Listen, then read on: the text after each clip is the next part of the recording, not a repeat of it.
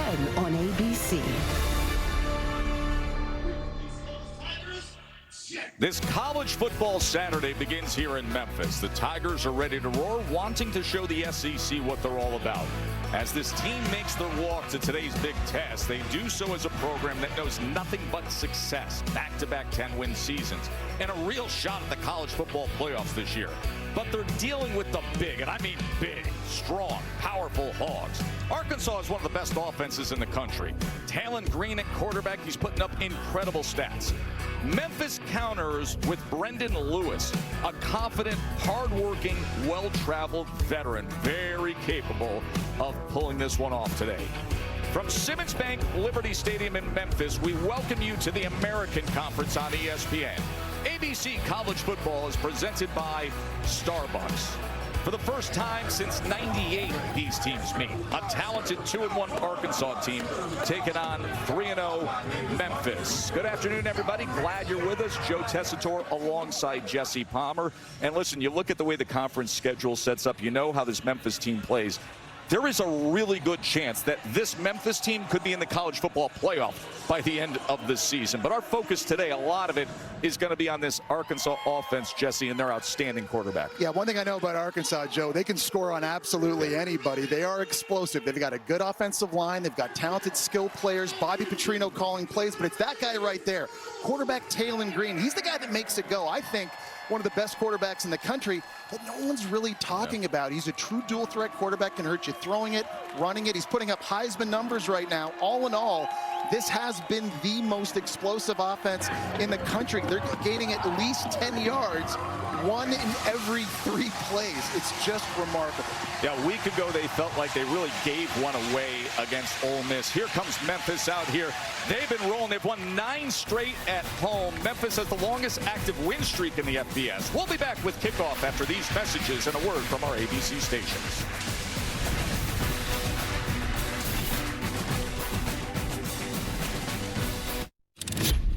Today is your day. You've been built for moments like this. Do your job with great focus and relentless effort. Win your one-on-ones. Have fun and be relentless. Go out there and play with great confidence. From one motivational speech to another, Sam Pittman gives one each week specific to Arkansas's opponent. So this week he threw up on the board all the Power 4 opponents that Memphis has played since 2020. The Tigers are 4-2 in those matchups. Even more impressive is they're 3-0 in their last 3 games against SEC teams here at Liberty Stadium. So this is a team that wins often, even more so when they play here at home. Pittman's message was simple, Tess. Bring your best. Your opponent demands it. They do demand it. This Memphis team has been consistently winning with a culture put forth by Ryan Silverfield that Sam Pittman has great respect for. Arkansas won the toss. They elect to receive.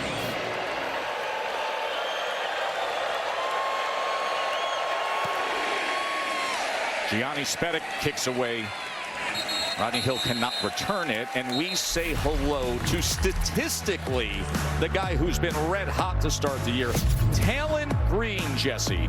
Talon Green, I think, is the best athlete on the field. And we talked in the open about him being a dual threat quarterback, leads the nation in touchdown passes, leads all quarterbacks in the country in rushing yards. He's 6'6", he's 240 pounds, and he's playing in his 2nd year now in Bobby Petrino's offense. So, Joe, this is a guy playing with a lot of confidence, and you're seeing that early this season. And he is taken down and tackled for a loss right away to open up this game. It's DeMarco Ward, the safety. And DeMarco Ward, he was reading this zone read coming on a safety blitz, and he just hit it at the right time. The transfer from Florida State found the crease. Talon Green held on to the football.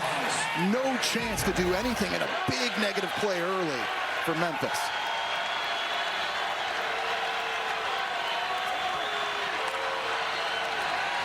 Here's Green to pass on 2nd and 13. Goes with the shallow cross to a mega play, a dynamic playmaker, and he's got the first down. Impact Players are brought to you by Fairfield by Marriott. Well, when it starts with Arkansas offensively, Omega Blake at receiver is going to do a lot of damage over the middle of the field. Fernando Carmona, their left guard's the best offensive lineman I've evaluated on film this year. Sam Brumfield does everything for Memphis at middle linebacker, plays with relentless effort getting to the football. 16-yard reception by Blake. Play action. Green, look at the time he has, and wide open downfield is Rohan Jones. Call those holes.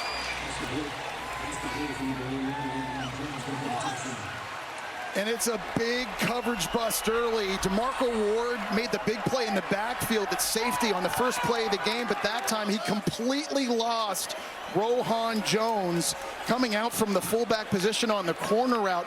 And Joe, we talked about Arkansas being an explosive offense. It feels like they can score at any given moment. And the Hogs already on the board. 62-yard touchdown strike. The Starzik adds the extra point. Rohan Jones, who's got the size, he's got the speed. And this is him just running this corner route. It's DeMarco Ward responsible in coverage, and the play fake, he totally forgets where his assignment is. And Rohan Jones from where, Joe? Montreal, Quebec, Canada. He speaks fluent French, so he can order the proper Renard champagne to pair with the Razor clams at Chuck Hughes' place. And tout le monde connaît qu'il jouait à Collège André Grasset du Cégep à Montréal. Exceptionnel, and there it is. Exceptionnel indeed. Displayed. I love having a bilingual partner up in the booth when Rohan Jones scores like that. I was just waiting for Rohan Jones to make one play in this game. Lo and behold, a minute and 10 seconds into this thing, here we are. Well, this is what we were talking about today with this explosive offense, right? 1 in every 3 plays is going for at least 10 yards. And you're going to see throughout the course of this thing, Joe, they can hurt you throwing the football, and they can hurt you running it as well. They've got a lot of skill, and they're very, very balanced. A tackle for loss to open up the game. The next thing you know, right down the field. And now this is the guy who has to match offense with Green. It is Brendan Lewis, who's well-traveled. He started at Colorado. Obviously, Coach Prime goes there. He decides to move on. He goes to Nevada, Jesse, with 23 starts. So he comes here to Memphis with tons of experience. Yeah, and Joe, I think he's a pretty good player. And I think he might be getting overshadowed by Taylor Green in this one. But he's a dual threat, too. He feels very comfortable throwing from the pocket. He's averaging 6 yards every time he runs the football, and he's got lots of poise. He'll need that today. Here's Lewis looking for an option, and he gets it complete to Cortez Braham. Katie. Yeah, Tess, good news for Memphis. Running back Greg DeWosier is available today after missing the last 2 games with a left foot injury. He was finally able to practice this week. He's not on a pitch count per se, but they're going to follow his lead. It's pain tolerance situation, so they'll use him as much as he can handle. And Katie, as we know, Sutton Smith has been playing well in his absence. He had 113 yards and 2 touchdowns on the ground last night. And this is Sutton Smith, and look at him keep his balance for a first down. Well, Sutton Smith has fantastic vision. They love the zone scheme up front. This offensive line are just kind of working on tracks, and the ball can really go anywhere here. It's supposed to go to the right, but the 5'9", 185-pound running back sees the cutback, puts his foot in the ground. He's got the burst. This guy ripped off a 50-yard run last week against Troy, Joe. He's a home run waiting to happen. He provides the explosive plays for Memphis's offense. 10-yard run by Smith there. Play action, Lewis. And that is incomplete as he was unable to find Caldwell. We got impact players now presented by Fairfield, and for on offense for Memphis, it's actually Cortez Braham at wide receiver who you saw make the first catch. Sutton Smith was a guy we just saw have a nice run early as well. Defensively for Arkansas, Xavier Sorey, one of the best linebackers you'll see in the SEC, and up front, Cameron Ball getting it done at defensive tackle. 2nd and 10. Lewis is going to run the ball. He does so effectively as he's inside the 40-yard line to move the chains. Stephen Dix with the tackle. One thing you're going to see with Memphis, Joe, is they want to run the ball. They run it 56% of the time, and they do a lot of different things, primarily the zone play. You're going to see it over and over and over, and I think the game plan for Memphis is pretty simple in this one. They want to own the clock, stay on the field, try to keep tailing Green and that explosive Arkansas offense on the sideline. Yeah, explosive offense that only took 70 seconds out of the gate to hit on a big play touchdown. Lewis wants one of his own, but he's unable to connect with Cortez Braham as Julian Neal had covered. And it's a good idea, I think, early to test this secondary a little bit. Arkansas playing without their best cornerback, Kenai Walker, in this one. So I think if you're Brendan Lewis, when you get the one-on-one chances outside, you want to take a shot. That time going against Julian Neal, the transfer from Fresno State, it's going to be run, run, run, run, run, take a shot. I think that's the game plan offensively for Memphis. Katie mentioned that DeWosier was able to practice this week, and he is back in as the running back after being injured earlier this season. Lewis trying to survive the pocket. Somehow he does on 2nd and 10. But it's incomplete downfield, looking for Hawkins. Well, it was the Florida transfer Justice Boone that got in there first, and I have no idea how Brendan Lewis was able to stay on his feet through this. But we talked about the poise, the 6th-year senior. Everything breaks down. He doesn't freak out. He keeps the play alive, avoids the sack. Ball sailing on him a little bit on that one. Now 3rd down, you got to be concerned about number 1 Philip Lee in the pass rush coming off the edge. Their left tackle Chris Adams gave up 2 sacks last week against Troy. Philip Lee for Arkansas, he's their best pure pass rusher coming around the outside. 3rd and 10, he's coming after him, but the ball gets out and is complete as Braham turns the corner for that line to gain. That was the first 3rd down of the game for either team. And that's tremendous poise, again, by Brendan Lewis. He's going to have a free rusher coming right into his grill. It's Xavier Sorry. Nobody blocks him. He's still able to step into that and deliver an accurate ball.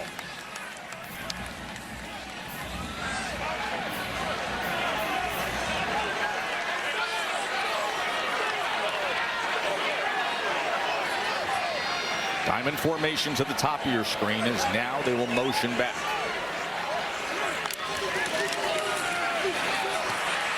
Lewis is going to run it as he is able to dart ahead inside the 25-yard line, met by Boone. Well, the diamond formation is something Memphis hasn't shown on film yet. You saw a little bit of motion. They're trying to get Arkansas to declare, and they've only got 1, 2, 3, 4, 5 guys in the box. With that number, with 5 linemen, that's the signal for Brendan Lewis to take off running with it because he had the advantage in the run game numbers.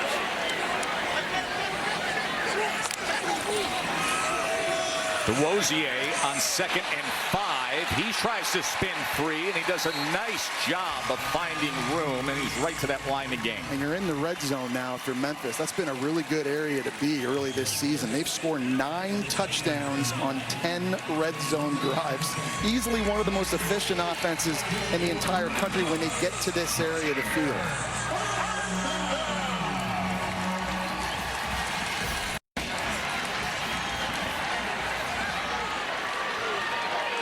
Play of this drive coming up for Memphis.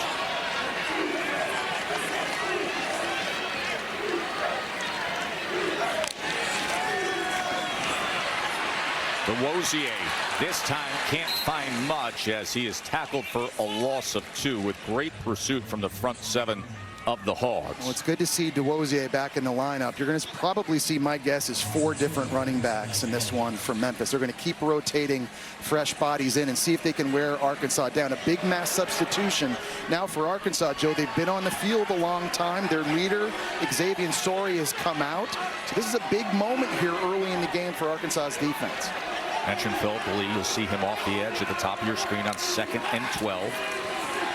Play action, Lewis with time, and overthrows a wide open Christian Ross, who had separated. Yeah, they were just trying to sneak Ross at tight end out, and this was a defense that had a lot of coverage busts in their last game against Ole Miss. You're going to see it right here. He's just clearing through.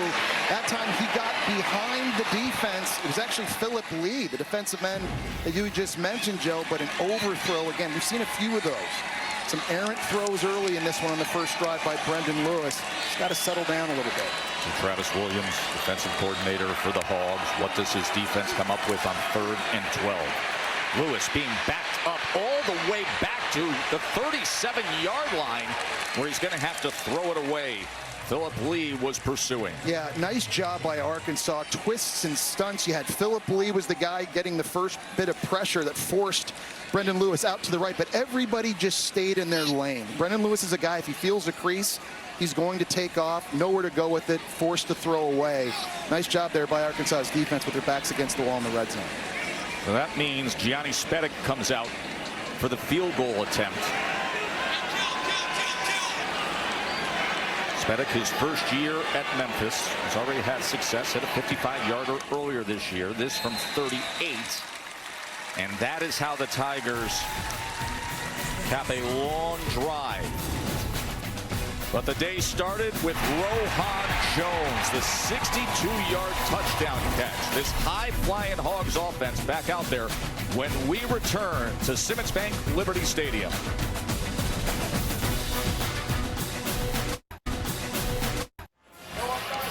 Now there's one of the best in the biz, the 6'6", 235-pound Talon Green, starting quarterback for Arkansas, who already had a big strike to open up the day. 2 for 2, 78 yards, the 62-yard touchdown as we're here. You can see the renovations like a Rector set over there on the other side of this Simmons Bank Liberty Stadium here in Memphis. When they're done, they'll put on a show. They go for the onside. They tried to catch them off guard, but it didn't work out. Really nice awareness that time by the special teams unit for Arkansas. Sometimes you got to just roll the dice. This is Cam Settles at running back playing up the up position there for Arkansas, and just it took a skip right into his belly, but nice job being aware. Obviously Ryan Silverfield, the head coach of Memphis, he's going to take chances early, knowing that they got to be able to come up and steal possessions in order to win this game, being aggressive.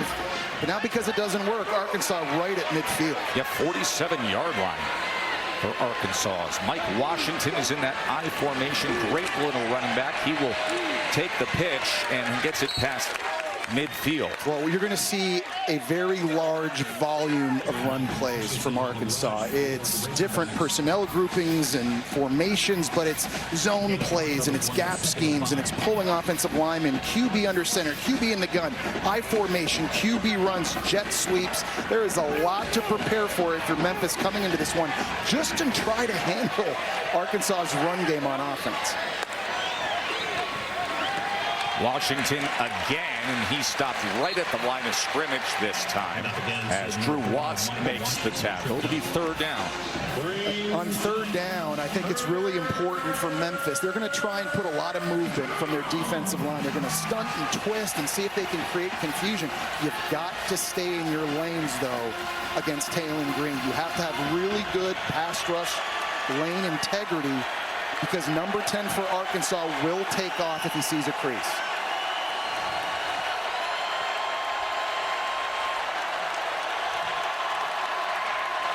First 3rd down that Arkansas has faced. They got pressure and incomplete as Talon Green was dealing with Drew Watts coming in. Yeah, they were mugging the line of scrimmage, and there was a stunt and movement up front like we talked about. 2 guys going this way, and it's Drew Watts coming back around. The center and the right guard have to kind of take the 2 guys right in their face, and that leaves a clear path for Drew Watts.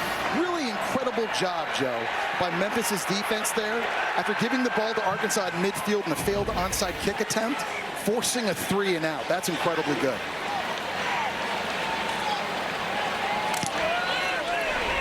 Devin Bale looking for the pin punt here. And they're going to have a chance, and they do. That was outstanding by Bale to put it inside the 10.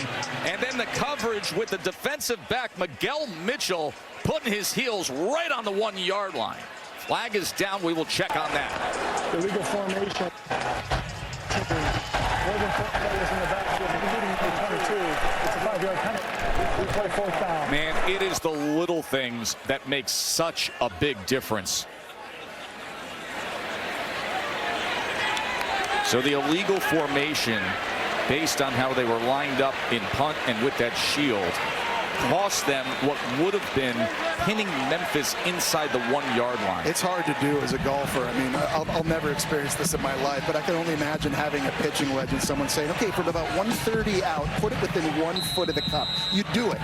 Then all of a sudden they come to you again and say, sorry, you got to back up 5 yards and do it again. Right. Not easy to do. Let's see how David Bale deals with that. It's the back rotation. Wow. Puts it inside the 10 before it dribbles back out. And listen, it doesn't seem like much, but just think about the difference in field position when you're that compromised inside the 1. The home of the Blues. We're in Memphis, Tennessee on a great college football Saturday. Hogs up 7-3.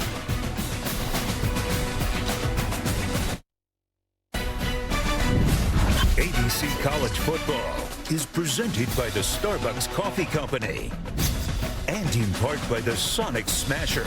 Buy one, get one free in the Sonic app. Live free. Eat Sonic. How good is this storyline coming up later when Oklahoma and Auburn go at it? Jackson Arnold returning to Oklahoma. He was one of the biggest recruits you could have. Things didn't work out perfectly. Right. Goes to Auburn, and now the way this Auburn team is playing, he's back. Yeah, and imagine him just trying to handle those emotions, playing against his old team, playing against Brett Venables, who's calling plays defensively now for Oklahoma as well. In that environment, what a big moment, an unbelievable opportunity for Jackson Arnold. Can't wait. Brendan Lewis back out on the field with the Memphis Tigers.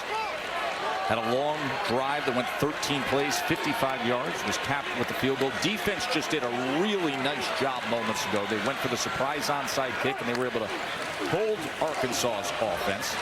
Sutton Smith, really nice run fit that time by Bradley Shaw, the linebacker for the Hogs. Yeah, it's a good point what you just made about Arkansas's defense, Joe, holding Memphis to just 3 points. That's the key, I think, in this game. You just got to make Memphis earn it. They've had too many unforced errors this year, too many coverage busts, calls getting in late, guys not lining up. They've allowed 14 explosive plays in the last 2 games. I think it killed them against Ole Miss. That's why they lost that game. They've got to be more sound in this one. Play action. Lewis all the way back to his own end zone, being chased, and he has to throw it away. Well, that time, Travis Williams, the D coordinator for Arkansas, dials up the corner blitz. It was Julian Neal coming off the edge. Brendan Lewis felt it. And in this area, backed up. I'm curious to know if Arkansas's defense is going to try and stay aggressive here and see if they can even get more pressure. 3rd down. And is it one of those deals where you just play back, you play safe, try to keep the ball in front of you and force a punt? Or because you've had success now dialing up pressure, do you do it again?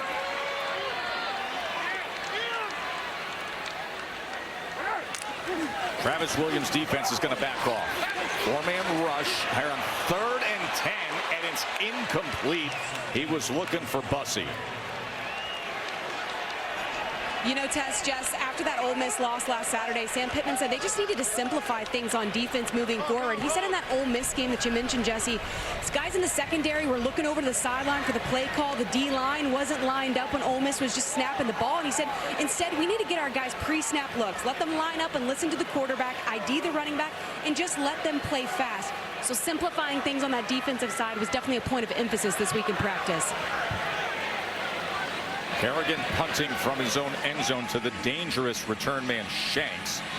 And Shanks, excellent coverage downfield as they were able to surround Cam Shanks. That was Jaden Flaker on the tackle. But we were all just talking about the coverage bust that really hurt Arkansas in a big game last week on the road at Ole Miss. You see here a wheel route by the tight end. Nobody takes him at the linebacker level or at DB. This was early in the game. It ended up completely flipping the field for Arkansas defensively. And then later in the game, down in the red zone, you got 2 receivers, 2 guys running crossing routes. One of them completely wide open in the back of the end zone. So what Katie was just talking about, what Sam Pittman told her, it's a good idea. Just give the guys a call, even if it's not the perfect play call on defense.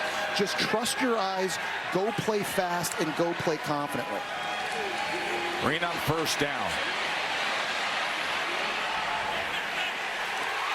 That ball is intercepted. That is Jaden Dennis with the pickoff.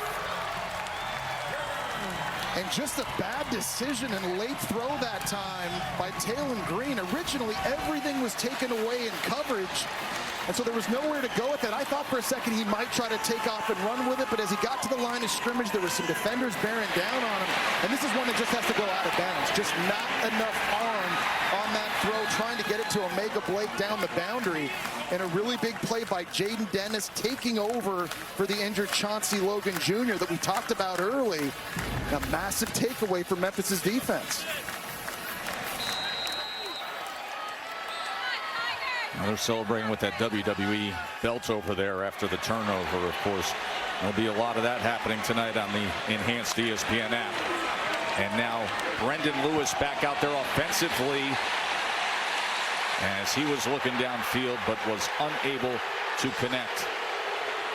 And that time, a nice job in coverage of Jordan Young, who's their nickel. And I'll tell you, Memphis is having problems right now in the passing game. Some of it has been because of good coverage on deep balls like that, but we've also seen Brendan Lewis miss on a few throws. And so the windows are not going to be very big against this Arkansas defense. And when those opportunities present themselves, I think Brendan Lewis has got to be able to hit these throws to allow them balance. So the strike to Thompson off the mark.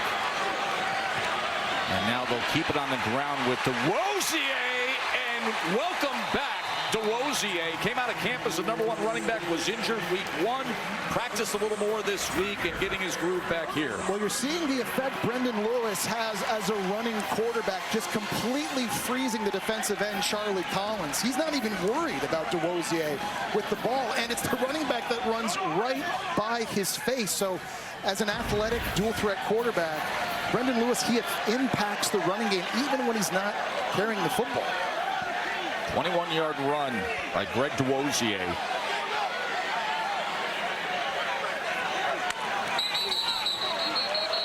Flags come in.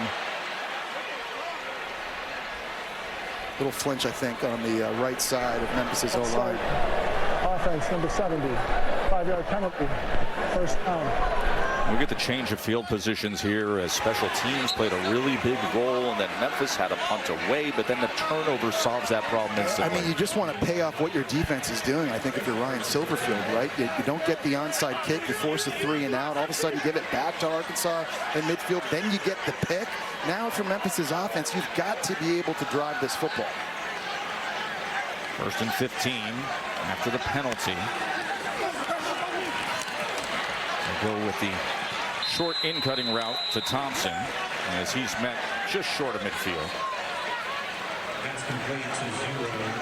Thompson.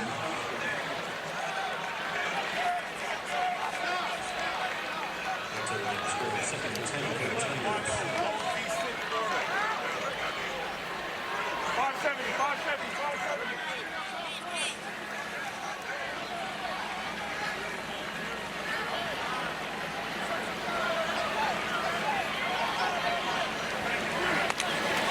Second and 10 for Lewis.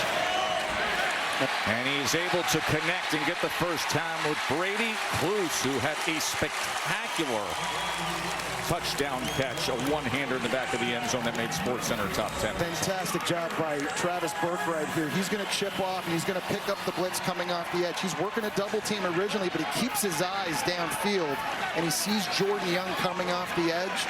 Really nice job in blitz pickup there, giving Lewis a chance to throw it. That goes for 20 yards, and now Lewis able to utilize his legs and take advantage of a block on the outside for another first down as he makes his way down to the 15-yard line, tackled by Larry Wolf. Well, another good job this time by Memphis's O-line picking up a stunt. Quincy Rhodes is going to be twisting inside here, and it's the center and guard that are able to see that. This is not the biggest offensive line in the country, Joe, but they do play very well together. This coaching staff, their O-line coach Jeff Myers, assistant O-line coach David Deal, they do a really nice job working with Memphis up front. Dave Deal, one of your old teammates with the Giants.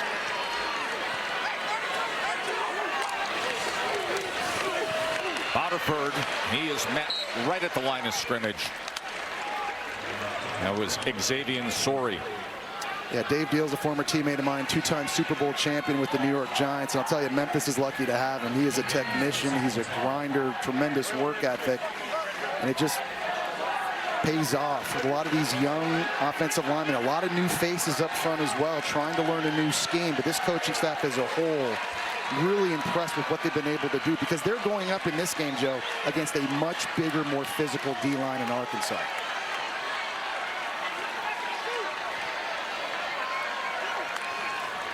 Second and 9. Lewis going to throw it away. Smart though, right? We just saw in the last drive, Taylon Green taking a chance he shouldn't have, cost his offense with the interception. There you're seeing just the intelligence that time and the poise of a 6-year senior. Nothing's open. You're in the red zone. You can't take a sack. You're not going to force it into coverage, turn it over, throw it away, and live to play another down. Here's a 3rd down and 9 for Memphis.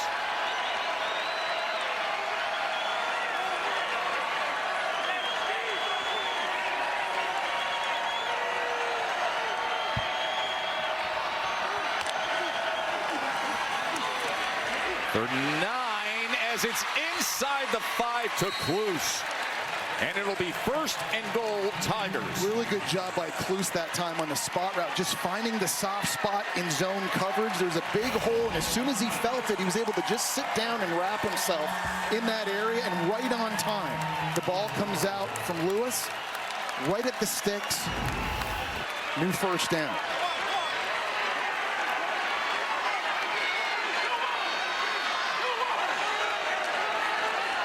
Another long drive for Memphis, but can they cash with 7 instead of 3?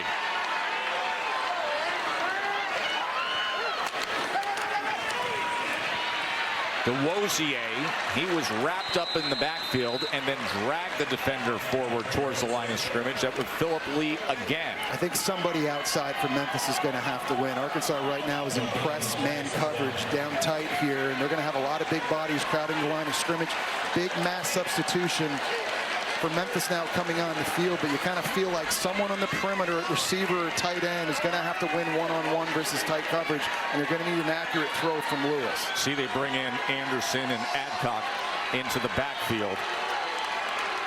Pezant is the featured back here as he shifts just to the right. And he will take the carry, and it is a stone wall of defenders. Even the safety, Larry Worth, getting involved. Well, it's Ian Jaffrard who makes the play, and he's 6'5", 390 pounds. I'm sorry? He is 390 pounds and does not cooperate with your run game attack. And that time he completely engulfed the center.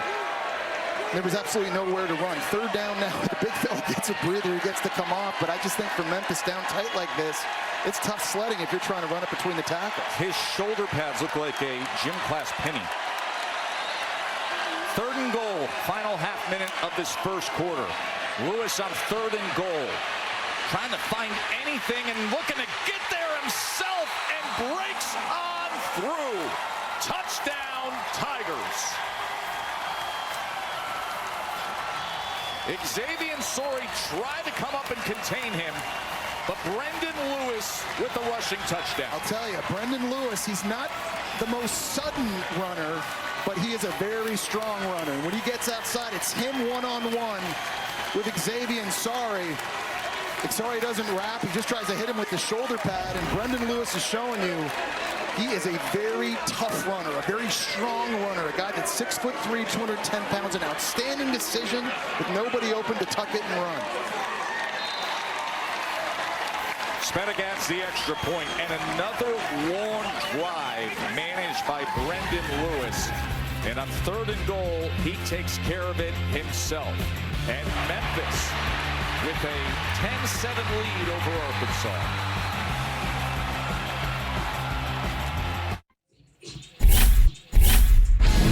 Well, we've seen the good and bad from Taylon Green in this one early. This is just the 3rd play of the game. 2 posts on the outside, clear out for Rohan Jones at fullback. Coverage bust by Memphis. This ends up being an easy touchdown pass for Taylon Green. And not just like that, they're up on the board. On the last drive, though, good coverage by Memphis. A poor decision this time by Taylon Green, trying to fit it into Omega Blake. A great pick by Jaden Dennis. And so if you're Taylon Green now, you just got to settle back in. Try to get this offense back in its rhythm. Rodney Hill on the return for the Hogs. Let's go to the studio, check in with Kevin. What's up, Kev? Yes, good afternoon. Early trouble again for Clemson at home here, Boog. Syracuse's Steve Angeli to Justice Ross Simmons. Anytime the corner's back is turned, throw it high, let your receiver go get it. 7-0 Cuse. Orange up 10-0, but here comes Cade Klubnik, and when in trouble, just throw it up, Brian Wesco Jr. One-on-one, you got to give your receivers an opportunity to make a play. Cade Klubnik does that. Third straight week, Wesco has a touchdown catch, 10-7 right now, the Cuse on ESPN. Back to you guys. All right, thank you very much. So that's the situation with Clemson taking on Syracuse. As Arkansas's offense back out there, Braylon Russell on the pitch. And nobody is even close to Braylon Russell as he goes untouched until Kamari Wilson is able to find him. Good for Arkansas first down. As you see the final seconds of this first quarter counting down. And the upset-seeking Tigers with Brendan Lewis's touchdown run up 10-7. The American Conference on ABC is presented by Starbucks. It returns after this message and a word from our ABC stations. Welcome back to Memphis. We're on the sidelines with Sam Pittman. Coach, Memphis was able to capitalize on that interception. How would you assess your all start here today? Well, I mean, obviously we started fast offensively, and then we haven't done so well the last two through a pick. We'll get better there. I'm not worried about that. We got to contain the quarterback. You know, he's getting run. This last one here, we had a guy outside. He didn't stay outside. He ran around us and scored. Quarterback runs are my most concerning thing defensively, and getting off the field on third down. Not doing a good job of getting off the field, and the third downs have been long too. So got to do a better job there. Thank you. Katie, meanwhile, here's Coach's running game with Braylon Russell, and a penalty flag is down. I think Drew Watts lined up in the neutral zone. Offside. Defense number 7. 5-yard penalty. By the way, Jesse, the 23-yard run by Russell that we saw just before we went to break. Yeah. Prior to that, Arkansas had 2 yards rushing. Really? Well, it's important then in this game. Obviously, they are able to establish that balance, and they want to be able to take advantage of a bigger offensive line and bigger, more physical running backs. But, Joe, it's hot here in Memphis. It's like 90 degrees, and their defense has already been on the field a long time. I think it's kind of important Arkansas is able to stay on the field a little bit here. There's Green on 1st and 5 as he connects with C.J. Brown, and he gets inside the 40. A really nice job by C.J. Brown working his way into the second window that time in zone coverage, and nice composure by Taylon Green, too, just holding the football, trusting that C.J. was going to be able to kind of work over the middle of the ball, giving him an opportunity to make that catch and move the sticks.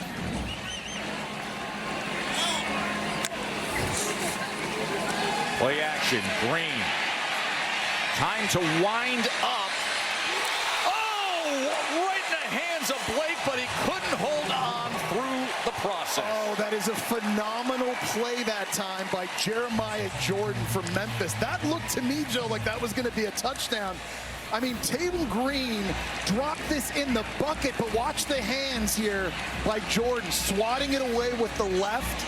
That was an outstanding defensive play. You cannot throw it any better than that. Man, Memphis's defense, they've come up with some big ones here early in this game, Joe. The secondary playing at a very high level. Great pass defended by Jordan. And now it's a 2nd and 10. Green's going to run it himself, and with those long strides, it doesn't take much, and all of a sudden he has 11 yards. No, we were asking the coaching staff, who's your fastest player on offense? Is it Taylor Green? They said in a 40-yard dash, maybe not. In a 50-yard dash, yes, he is, and it's because those long strides. When he gets moving, he's running over 20 miles an hour. It's absolutely incredible. This guy's averaging 10 yards, almost 10 yards every time he carries the football.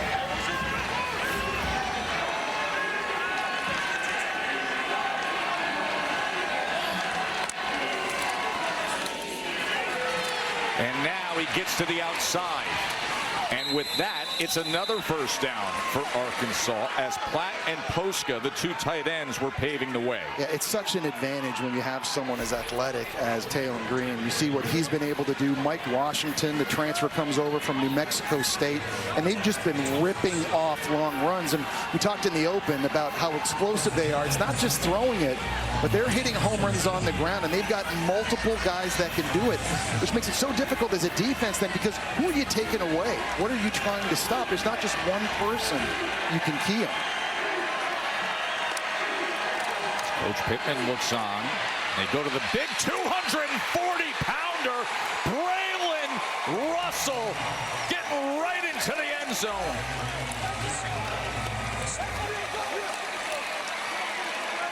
Well, it was an outstanding job by Caden Kittler at center, climbing into the second level, and the 240-pound Braylon Russell, he's able to just get small in behind it. And it's amazing. He's 240, Joe. He actually lost 15 pounds. Runs low to the ground, an absolute battering ram. We talked about the home run ability of Mike Washington, but the thunder is Braylon Russell. It's a 1-2 punch. You've seen that belt somewhere before, Joe. Yeah, I'm going to see a lot of it tonight. I'm going to get myself to Indy. I'm sure the whole world's going to be watching, looking for that thing.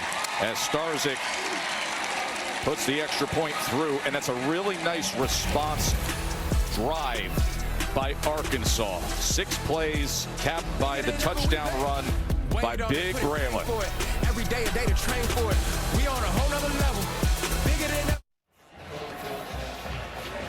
Braylon Russell, 240 pounds, going downhill for a 16-yard touchdown, and that's Arkansas up 14-10 because of it. Great college football Saturday that starts right here with the American Conference against the SEC. Two teams that, listen, only separated by about 250 miles, but haven't played since '98. And guess who's watching? The champ, Cody Rhodes. Joe Test, Jesse is the American Nightmare, Cody Rhodes, WWE's undisputed champion. I'm at WrestlePalooza, our debut show on ESPN, by the way. Obviously, I'm out here midday watching the games. I'm an SEC guy myself. My dog's 3-0. Got to buy Alabama coming to them between the hedges next week. Hoo-hoo! But, Jesse, question for you, you being the expert.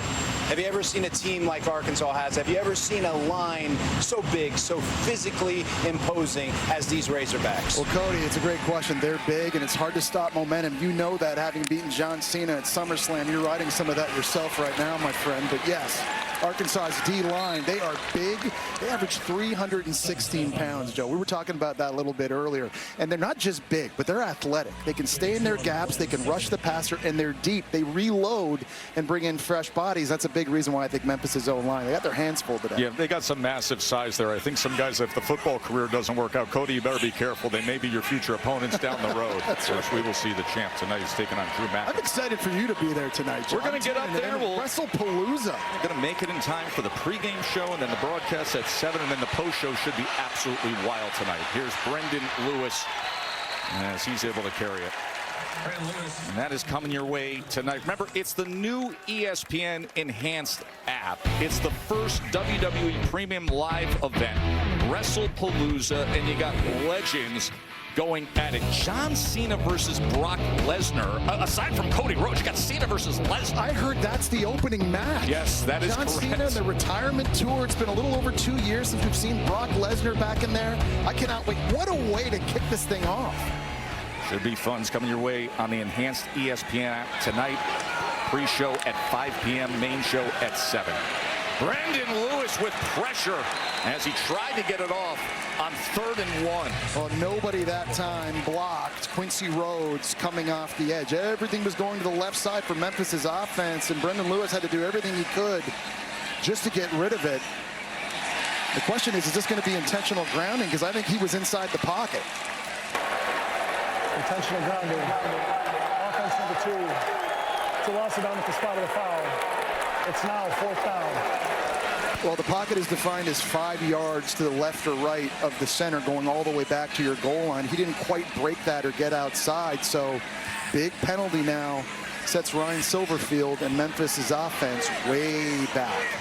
And so on these critical 3rd downs now, coming up for Arkansas defensively, you got to find a way to get off the field. They do right there. Now going to get an opportunity to get this football back around midfield. Remember, Cam Shanks is the return man for Arkansas. He was an All-American punt returner at UAB. Had 2 touchdowns that he took back on punts. He is one of those no-fear kind of return men. So we'll see if he gets a chance from Kerrigan, the lefty punter, who sends backward rotation, and here is Shanks. And Shanks can't find much. Good pursuit again. Well, Joe, I think Taylor Green's the best athlete on the field, and I think what makes him special is when plays break down, he can make the big play happen. Free rusher, his hot route is a drag, but the defense here has a coverage buster. He's double covered. Green actually has to run backwards. Look at this throw and how accurate it is on the run, cleaning it all up. 3rd and long, free rusher coming off the edge. We talked about the long strides. You think you have them, and then you don't. He starts pulling away from people. It's incredible. You know, you're lucky to have a quarterback that can take a negative play and just avoid the sack. 5 guys here have a shot at him, but he turns bad plays into really good plays. He's one of only 9 players to lead his team in passing and rushing on the season. This is Russell out of the backfield. Remember, he had the touchdown moments ago. Katie. You know, Jess, Taylor Green says when he relies on his instincts, good things usually happen. But he says offensive coordinator Bobby Petrino is often the one to say, hey, go use your legs. You don't have to stay in the pocket. He said he has a much better understanding of when to put the Superman cape on and when not to. But sometimes he just needs that little nudge, that little reminder from Petrino. Katie, I think you framed that well, that conversation of the Superman cape as he goes ahead for the first down. Listen, when you have the Superman kind of skills, you still have to be refined and manage things. You do, but how nice is it, Katie and Joe, if you're Bobby Petrino, you don't have to have the perfect call played every time. Oh, yeah. Right? He fixes problems. Yeah, you don't. Your offensive line doesn't have to block it, correct? You see Bobby Petrino right there up in the box. When you know you've got a quarterback that he can make it right, just because of his God-given athletic ability.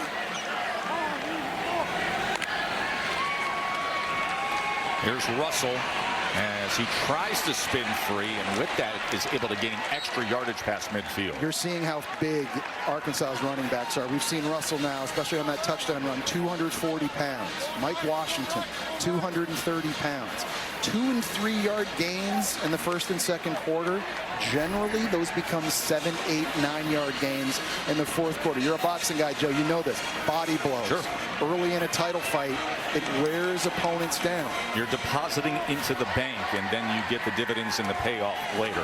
Here's 2nd and 4, and that is complete. And turning the corner is Omega Blake for a first down.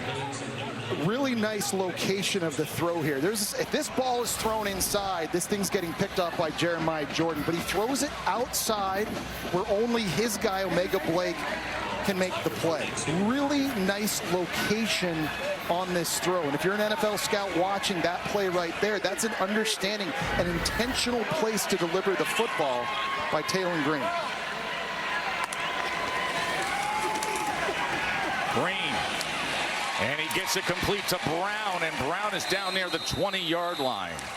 Well, we've seen C.J. Brown already do some damage working over the middle of the field, and that time, nice job on an in-breaking cut. This is a group positionally, Joe, that lost their top 6 receivers from a year ago in terms of receiving yards. So they had to go to the portal and hit it hard, and they did real well. Omega Blake, C.J. Brown, Jalen Brown, all these guys, they've shown up early this season for Arkansas.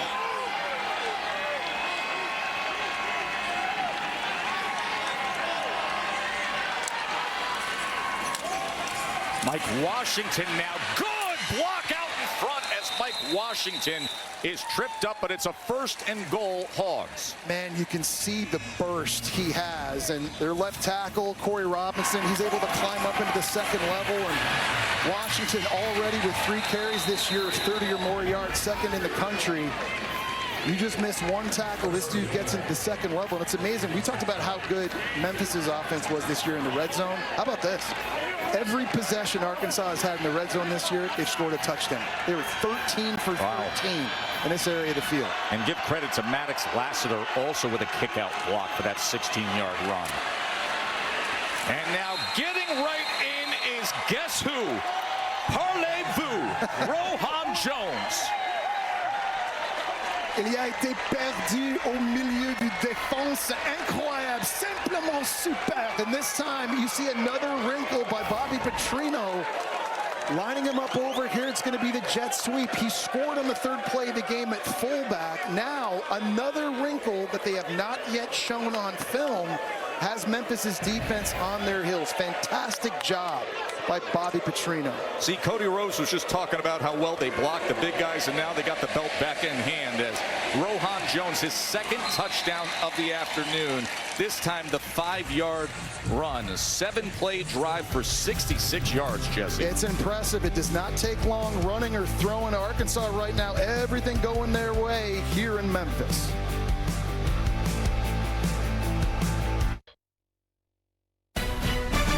ABC College Football, presented by Starbucks, is brought to you by Allstate and the Allstate AFCA Good Works team, recognizing the athletes for their good work off the field. Visit ESPN.com/Allstate to learn more. The path less traveled from Quebec to the SEC. Rohan Jones with 2 touchdowns. Yeah, played at Collège André Grasset. There's a reason we're all speaking French up here. He played in the CJEP League back in Montreal, which is actually really good high school football. A lot of kids coming out of that region in Quebec end up getting scholarships to play in the South. He wasn't just catching passes, though, Joe. He was a really good kick returner. Led his school to the provincial championship, not the state title, the provincial Quebec championship. 21-10 as Jones has the long touchdown catch and the 5-year touchdown run.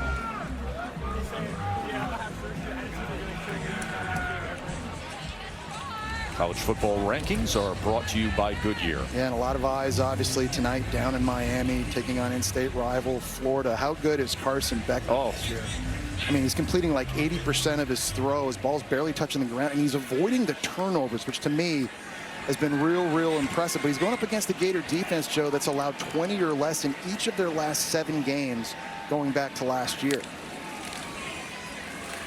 Duosier, he's able to escape the first would-be tackler before surging ahead to the 29. Well, and he was able to fight through a tackle by Xavier Sorry that time. Not easy to do. Duosier's got a lot of talent. He only carried the ball 4 times in their first game against Alabama State before left with an injury. So getting him back and his power running, you're starting to see it. And Sorry, he's missed a few tackles here early in this one. They're going to watch the film, and he's going to have to get back to fundamentals because he's had an opportunity to make more plays that he's missing.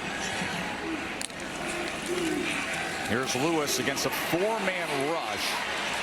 He's been doing damage with his legs, and he continues to, as that's a Memphis first down, as he's finally brought down by Sorry and Shaw. Yeah, Sam Pittman was telling Katie earlier he's worried about the quarterback runs, and before that one he was averaging 10 yards a carry, and it's not all designed. It's also been when things are breaking down. So we've talked time and time again just about how calm he is, how poised he is, and that's a big deal here, taking over on a new team. And in games like this, against a defense as big as Arkansas, when the pocket is going to break down, you got to have your wits about you. He's been really good here in this first half. Lewis averaging 6 yards a rush. Started his career at Colorado as a starting quarterback there. Went to Nevada, had great experience as a starter there. Now his first year here at Memphis.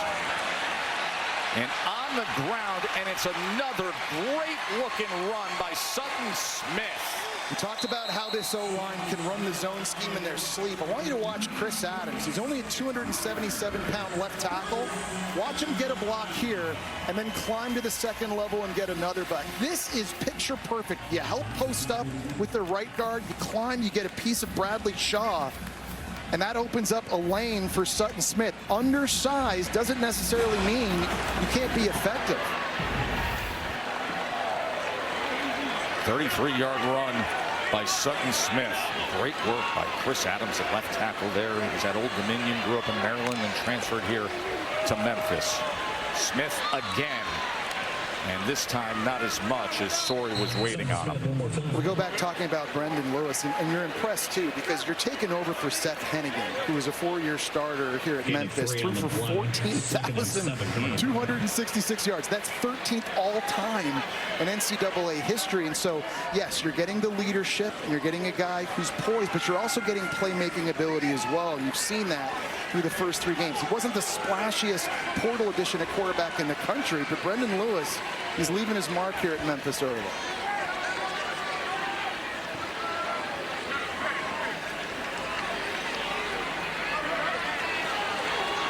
Play clock counting down. 2nd and 7 for Lewis. And that was incomplete, a little bit behind Wossier. Yeah, and that's a bad throw again by Brendan Lewis. You saw them motioning the running back and forth. It was to Wossier, and they were waiting to see what Xavier Story and Steven Dix were going to do at linebacker. When he comes out, he expands, and now you can cut across his face on the angle route. That might score. If he catches it and he makes Larry Worth miss, that's a touchdown. But we've seen a few guys running open for Memphis early in this game, and Brendan Lewis has not been able to get them accurate balls. They're down 7. Arkansas showing pressure, and they do come with it. And Lewis on 3rd and 7.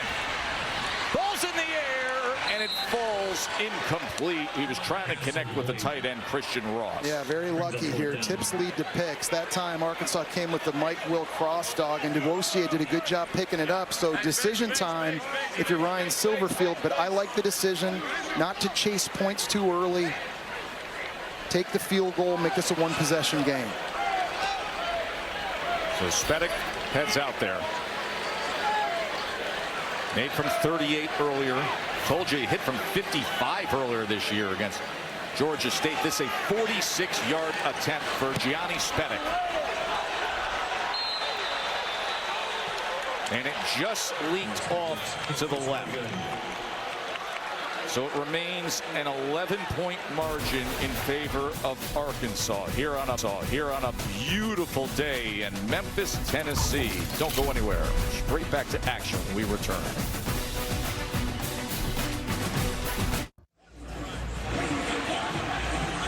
The Taco Bell Live Más Student Section. Only one student section can claim the title of Live Más Student Section of the Year.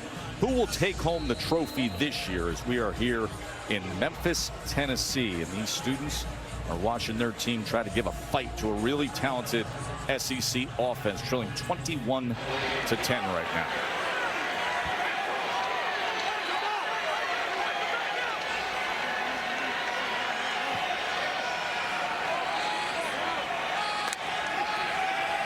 Green back to pass, pressure off the edge. As he is forced to throw it away. Well, that's a nice disguise and pressure by Memphis, and they're running a 3-3-5 personnel defensively by D coordinator Jordan Hankins, and it was made popular in the Big 12 trying to combat air raid passing offenses. Essentially, you've got only 3 D linemen. The rest are DBs and linebackers, so smaller, faster guys, and you can disguise coverages, disguise blitzes like you've seen right there. And up to this point, though, they've also proven it can still be effective stopping the run.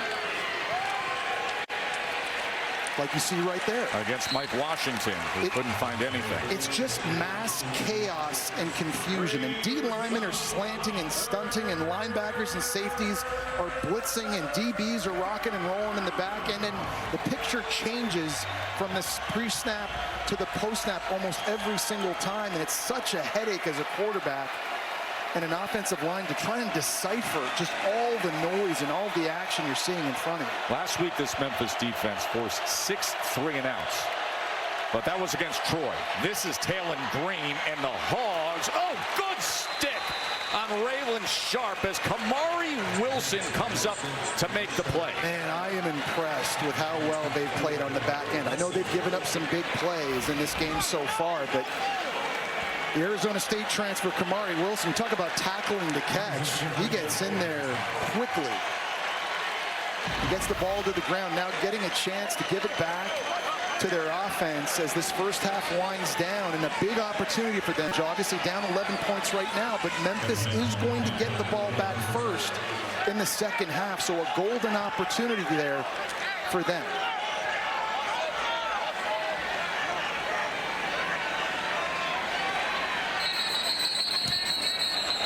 Flag comes down. False start, offense. Not all 11 players were set. 5-yard penalty, 4th down. That's just the second 3-and-out moments ago, by the way, for Arkansas today. They had only 3 in total for their first 3 games. Yeah, they need to do a better job, and they need to be able to run the ball and get positive yards on 1st and 2nd down to keep those 3rd downs manageable. We talked about how big they are up front, how big the running backs are. Talon Green, an outstanding runner in his own right, but it's a part of their offense that has to pick up. Devin Bale punting away. Sutton Smith ripped it way back, and then all of a sudden it takes a Memphis bounce. I mean, a massive Memphis bounce here at home at the Simmons Bank Liberty Stadium, not far away from where we're staying at the famed Peabody Hotel, known of course for the Ducks that will make their way into the elevator and then they make their way out of the elevator, and that gives us a chance for the Peabody Hotel Ducks to explain the group of 5 situation, because we have told you that the playoff chances right now, when you go through all these good teams in the group of 5, it lands on Memphis when you consider their record, their schedule, who they play at home this year. Memphis leads the way with a 28% chance of being in the college football playoff. Could be a double pass. C.J. Smith's going to wind it up, and that ball is intercepted. Miguel Mitchell was just waiting on it, so the trick play goes south. Just not a good throw. There was a defender that got in his face, and I wonder if he was able to just tip it at the very last second. I think it was Julian Neal, but they had Sutton Smith wide open, running down the boundary. If this throw could have been a lot more accurate. Just a little bit of pressure in his face. I think the defender got a piece of it, which is why it fluttered. You've seen Ryan Silverfield. He's taken some chances with onside kicks in this game. Now the double pass. That could have been a massive explosive play gone awry, and Arkansas right back in business here after the pick by the Florida transfer Mitchell. Taylon Green, as he was met and taken down near the 45-yard line by DeMarco Ward. And you got to do more of it. I like it. One of the things that Green is really good at is he rides the running back at the mesh very long in these zone reads. He has those long arms. He keeps the football in there. So a lot of defenders think it's going to the running back. He pulls it out at the last second and takes off. 2nd and 3. Green will connect and get it complete to Jaden Platt, who's an outstanding looking tight end. And that brings us to the 2-minute timeout. So Memphis went with the trick play. The interception happened, and now Arkansas is right back in position to score when we return before halftime here.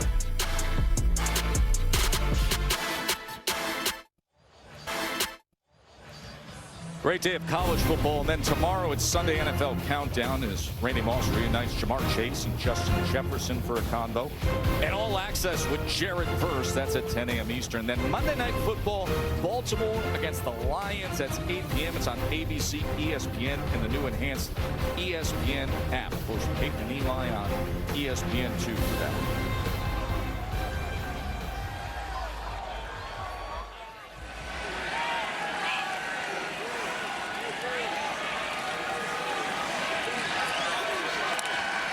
Back to business is Taylon Green. Shallow cross, gets it complete again to Platt. Platt, a stiff arm, and diving for the pylon. Touchdown, Hogs. Jaden Platt just tossed that defender.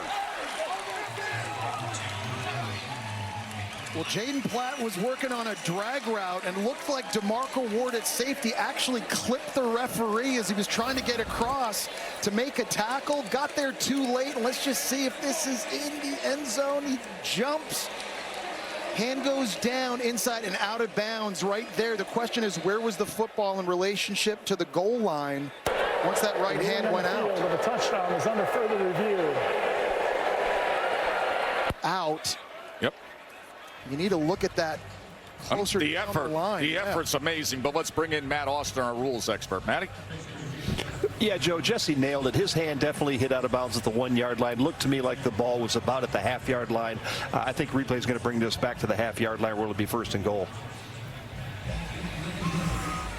Well, one thing about this Arkansas offense is in the passing game, they love drag routes and crossing routes, and they're trying to cause confusion over the middle of the field defensively. And DeMarco Ward, you'll see him when he comes down on this play, he's trying to get to him right there, and he just clips the referee on his way in. Still gets there, and the stiff arm by Jaden Platt. It was interesting. We were talking to Bobby Petrino coming into this one. He said, you know, one thing I want to do in my offense is I want to try and find more ways to get the tight ends involved. We've got guys like Platt and Rohan Jones, who's already scored twice today.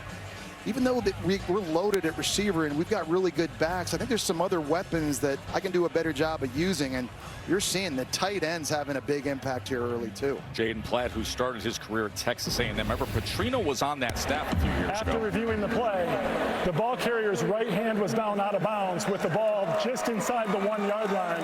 It will be 1st and goal. But he's got that big frame. We were talking to Petrino the other day. He said because of his frame and his athleticism, there's even more weight to add, believe it or not, and he still keeps the speed. He thinks he could be a very high NFL draft pick eventually. Yeah, it just goes to show you again why this offense is so explosive. Well, it's not just Talon Green. It's not just the running backs. It's not just the receivers. They've got guys that are going to play on Sunday at the tight end spot as well. So they do mark it down at the 1 yard line.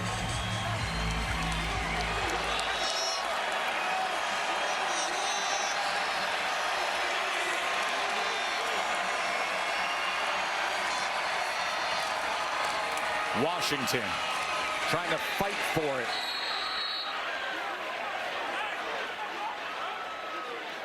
And they're running in to mark it. I'm impressed. Jalen Bell, number 93 from Memphis, really blew that up. They're trying to go to the left side. Touchdown! Oh, wow. They cleared the pile and said that Mike Washington did indeed cross the goal line for a touchdown. They were pulling Fernando Carmona at left guard. You see 55 there. He gets a kick out. But Jalen Bell at 5'11", 280, he was trying to create a pile. That's easily in. And Maddox Lassiter playing fullback there. You see 47 getting up. And a nice job by Mike Washington, belt in hand, and this offense continues to roll.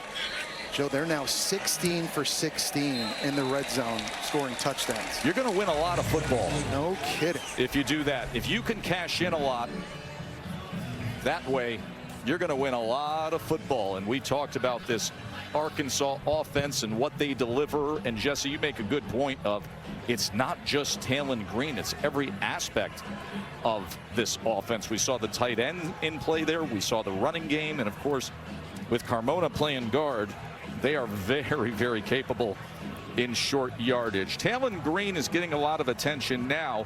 That wasn't necessarily the case when we were sizing up SEC quarterbacks most of the summer, whether it was media days or the cover of preseason publications. It's interesting. There were a lot of names we talked about at quarterback in this conference, guys like Arch Manning, Lenore Sellers of South Carolina, DJ Lagway at Florida, that everyone was talking about, but it's been some unheralded guys. Talon Green having a remarkable year. We've documented that throughout this game. Bo Pribula, the transfer from Penn State, he's been lighting it up at Missouri early. We saw Ty Simpson twice already, Joe. Ball hasn't been hitting the ground for them in the last 2 games. He's getting to throw an interception, and some unfamiliar faces playing really well in this conference at the QB spot. Let's go to Kevin in the studio. Test State Farm halftime report minutes away. Booger McFarland, Kevin Nagandi with you right now. Clemson is down 24-7. Highlights coming your way, as well as Utah hosting Texas Tech. Remember Tennessee coming off that tough overtime loss to Georgia, trying to get back at it here. Boog taking it on UAB, and it's Joey Aguilar. No doubt. I love how he gives his receiver an opportunity to make a play. Throw it up. Almost Willie Mays style, over the shoulder, Kev. Mike Matthews, his name, making the grab. 21-0 Tennessee SEC Network. Back to you, Tess. With the tie, we like it's back. Oh, thank you so much, Kev. Kevin Booger coming up at halftime. Boy, this Clemson score, I'm sure going to be a lot of people talking about it as Brendan Lewis back to pass, being pressured, looking to check down. He does so to Dewassier. Jesse, I want to ask you this about Dabo Swinney this week, the press conference, when he said, if Clemson's tired of winning, they can send me on my way. I'll go somewhere else and coach. That came out of his mouth this week. Yeah, so a lot of people were saying that was sort of a crash out press conference, which I didn't think it was. Mike Gundy, I'm a man, I'm 40. That was a crash out. I think Dabo Swinney has enough credit in the bank to make those statements, honestly. Here's Lewis on 2nd and 13, the overthrow. And the flag comes down. 3 flags come down past midfield. So he's looking for Brand. Yeah, it was a little tug on the jersey that time by Julian Neal. That's going to be a penalty on Arkansas's defense and breathe some new life into Memphis. But pass interference. Defense number 23, 15-yard penalty. Automatic first down. But I mean, Dabo's won what? 9 ACC championships, 7 playoff appearances, 2 national championships. I mean, you and I remember where the Clemson program was before Dabo took over as head coach. And I think every once in a while it's okay for him to remind people of that when it starts getting loud there in Clemson.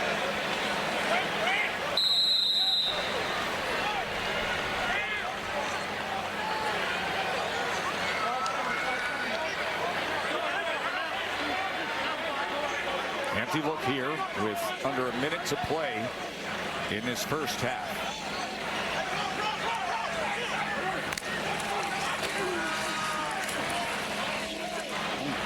Lewis tried to go to the outside to Brand. Yeah, he's just missing high a lot on these throws. And I like the idea of Ryan Silverfield staying aggressive here. And he should, right? I mean, you've already tried an onside kick. You tried a double pass. You're not just going to run the ball and take it in at halftime, knowing you get the ball back first here in the second half. Let your quarterback deal.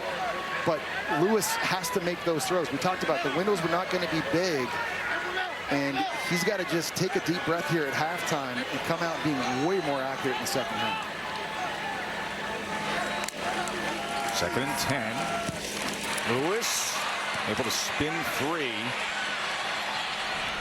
and then connect to Cortez Braham. They played together at Nevada. They're playing together here at Memphis. Well, you're trying to score points here, obviously. You want the touchdown, you'll take the field goal. And Gianni Spedic, you mentioned it earlier, Joe, hit a 55-yarder against Georgia State. So I think you're thinking about getting to around the 38-yard line of Arkansas. If you can get to that area of the field, you're going to give yourself an opportunity to take some points. There is Gianni, 3rd longest field goal in Memphis history he hit earlier this month. Can they put him in position? 2. Sutton Smith breaks free. And a good run by Smith. And now they can manage things perhaps differently. 3 timeouts in the bag. Absolutely. 3 timeouts now. And you're asking yourself here, are you going to use that? If you're Ryan Silverfield, he decides to do it. It's a good decision. You crease them in the run game. Now you're in field goal range for Spedic. Now you've gotten there. Question is, can you score a touchdown? Do you have the playmakers on the perimeter to win a one-on-one ball deep down the field? They've tried 3 deep shots thrown by Lewis, and they haven't been able to come up with one quite yet. And remember, they've also gone into the well to try to get some risk reward, too. They tried to sneak an onside kick that Arkansas recovered. And then just moments ago, they went with the double pass that was intercepted, Jesse. Yeah, C.J. Smith comes in, and the ball kind of flutters. And so I like it. I mean, listen, if you're going to win a game like this, you're going to have to pick your spots to take those chances. And those are the decisions that Ryan Silverfield is making so far in this game. But I think at this area now, they're seeing a lot of man coverage in the back end by Arkansas. And so the question is, outside, who are the guys you trust? Cortez Braham, number 4, who they try to go route to earlier in this drive, a guy that Brandon Lewis played with at Nevada, who he trusts inherently. Jamari Hawkins in the slot with a lot of speed. Which of these guys can make a play? Number 2 timeouts remain for Lewis as he is backed up and tried to get it off before he went down to the ground as Cam Ball, all 323 pounds of him, was just crashing down. And he's really the bell cow of what they do on defense. He's just going to split a double team here. 325 pounds. He can give you the pass rush like that. He's good against the run. But for 325, Joe, he's got really good conditioning. And it's a D-line that likes to substitute and bring fresh bodies on. More often than not, you see big number 5, Cameron Ball, staying on the field. He can be an every down guy. You see Chris Adams, the left tackle, is down at the end of that play. Cam Ball making his impact felt against that offensive line. And obviously a big injury here for Memphis at this juncture of the game when you have to throw the football. And your starting left tackle now hobbling off. It's already been rough sledding at times for Brendan Lewis back there in the pocket. I think Arkansas has done a good job moving him off his mark. They haven't been able to get him on the ground, but that is concerning, I think, if you're Memphis offensively. Especially against some of the talent that we've been discussing. Campbell, by the way, you know, one of those rare players who's been at the same school for 5 years and lost his dad earlier this year. And he has discussed with a lot of the local media the impact that's had on him. But he's got a huge personality. Everybody around the team will tell you, hey, he's the cook on the team. He loves to cook. And he loves to get after that quarterback from the inside as well, making an impact here. They've moved Travis Burke from right tackle over to left tackle now to hand Philip Lee. 37 seconds remaining in this first half. Lewis going to take a shot downfield. Oh, and right into the hands of Cortez Graham. A flag is down as Graham has the touchdown reception. Joe, I think this is going to be offensive pass interference on Cortez Graham. It looked like there was a little bit of a push-off on Julian Neal down there in the end zone. We'll see what the call is. This might be coming back. Interference, defense number 23. Wow. The result of the play is a touchdown. We got to watch this again in replay, slow motion. You just saw it right there. It looked to me like Cortez Graham extended the arms and actually made the contact first with Julian Neal. I thought that was OPI. Matt Austin, our rules expert, we do see the extended arms by the receiver, do we not? Yes, we do, and I agree with Joe 100%. With Jesse 100%. The offense actually made contact before the defense ever got there by extending his arms. So I think they should have put this on the offense. But instead, it is a much-needed big play by the Memphis Tigers. The long touchdown catch was secured by Graham. Listen, the call is the call, and now you got to live with it. I love what Memphis did, moving their starting right tackle, Travis Burke, over to left tackle to deal with Arkansas's best pass rusher on that play. Sam Pittman wants OPI there, but over here, this was the big decision they made in the substitution after Chris Adams got hurt. Look how good of a job Travis Burke does locking out Arkansas's best pass rusher. Well, was there a penalty on the back end on Memphis? I thought there was, but a really nice substitution decision by Memphis's offense. And we talked about where would Brandon Lewis look to, right? His former teammate at Nevada, the guy he trusts the most, outside one-on-one. I think that's one in evaluation and review. They'll say probably should have gone the other way, but listen, it's all part of the game of football. It happened. You got to live with it. Memphis needed that touchdown bad.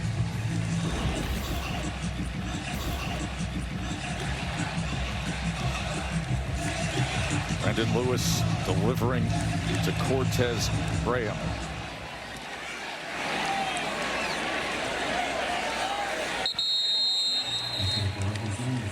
Remind you that college football continues right here on ABC, and is such a good one coming up as number 22 Auburn taking on number 10 Oklahoma. And then tonight it's Saturday Night Football presented by Capital One as Florida against this very impressive number 4 Miami team. And this Auburn-Oklahoma game too, Joe. You know, we're talking a lot about Jackson Arnold in that game, but if you've watched John Mateer play at quarterback for Oklahoma, he's been unbelievable. I know it's very early this season. We've only seen 3 games, but you know, I was talking about it this week. If I had the number 1 overall pick in the NFL, I'd have my eyes on John Mateer at Oklahoma. Transfer quarterback who is as good a dual threat as there is in the game. Here's another guy that is thought of that way. Taylon Green gets it complete to C.J. Brown. Well, they're not just going to run the ball either and just take it in to halftime. They're going to try and stay aggressive themselves. They've got a pretty good kicker, too. Here's John Mateer. This is what we're talking about. And he's been in Ben Arbuckle's offense for 3 years now. They both came over from Washington State. He's playing so fast with so much confidence and conviction. And you're right, Joe. Ultimate DT. Can hurt you with his arm, throws it from all different arm slots, can take off running on you. Just remarkable. 2nd and 10 for Taylon Green and the Hogs. Gonna twist, turn, and run to create an opportunity, and then just before the impact, he gets it away as Kamari Wilson was coming up from that defensive back position. And that's a clean shot. I mean, he's got Taylon Green on the run. He's being pursued from William Whitlow. Look at this hit by the Arizona State transfer, Kamari Wilson. So we want to play big-time football. You tend to feel it the next day, don't you?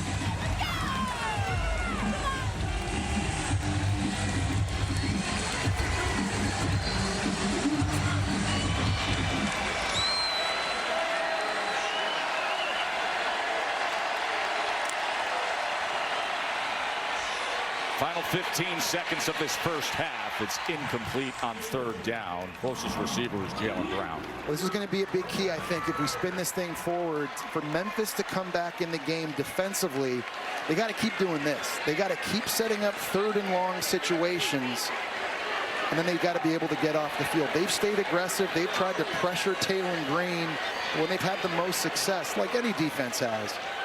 A lot harder to move the sticks when it's third and long. Third 3 and out for Arkansas today. We reminded you earlier this season, you didn't see that. They only had 3 3 and outs coming into this game in total. As Devin Bales punt. And bring us to the last few seconds of this first half. I think you got to feel pretty good if you're Ryan Silverfield here, considering that things definitely went up and down a little bit in this first half, but the ability to score a touchdown on that last possession, you're getting the ball back first here in the second half. So a lot of momentum, I think, on the side of Memphis to make this thing real interesting real early in the second half of play. Now, Arkansas won the coin toss prior to our opening kickoff. They elected to receive, so Memphis receives the second half kickoff. So a real opportunity for Brendan Lewis and the Tigers to get right back into this.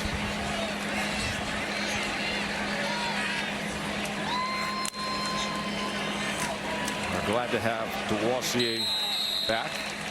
He's starting running back coming out of fall camp, got injured and returns today. So Arkansas had that run of 21 unanswered points, and then the big play came with Lewis DeBraham for the 38-yard touchdown, and thus the 28-7 score we have. Katie's with Coach. Thanks, Tess. Coach, that was great execution on that final drive. How would you assess Brendan Lewis and the offense's play so far? Just average. I mean, obviously, too many self-inflicted wounds. There's some opportunities out there that we're missing. We've got to do a better job of attacking what they're giving us. Your defense got a big hit on Taylor Green just now. How do you continue to slow them down on offense in the second half? Yeah, that's got to be the key. Obviously, offensively and special teams-wise, we put them in some better field position than we should. We got to come out and tackle clean, and you can't give up the explosive. Thank you. Thank you. 28-7, Arkansas on top, as we will get you to the State Farm halftime report with Kevin and Booger. Gentlemen, take it away. Tess, thank you so much. State Farm halftime report. And NFL scouts, when you see the size at 6'6", 225 pounds, really intrigued with Taylor Green.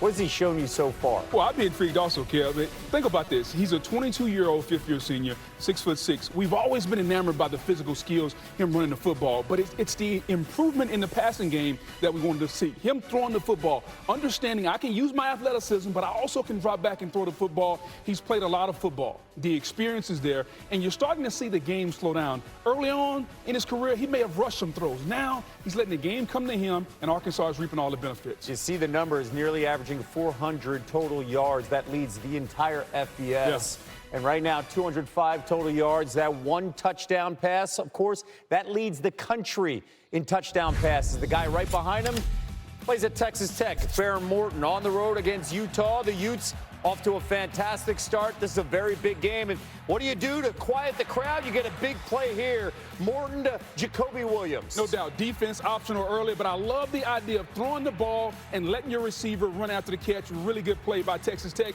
And then, did I mention defense optional? They still hadn't tackled it. Yeah, they did not, but it sets up a minute later in the drive. 3rd and 11, Morton rolling, and he'll find Cameron Dickey for the first down. Again, this is a big game for Texas Tech. A lot of talk about them spending so much money in NIL. They wanted to prove something. A lot of talk about the other quarterback, Devin Dampier. He's been shut down so far by this Red Raider defense. Utah trailing for the first time this season, down 10-3. Ahead, Jackson Arnold going back to Oklahoma with something to prove. And Johnny Mateer, the new Sooner, will break down the matchup of the two quarterbacks. That's after this.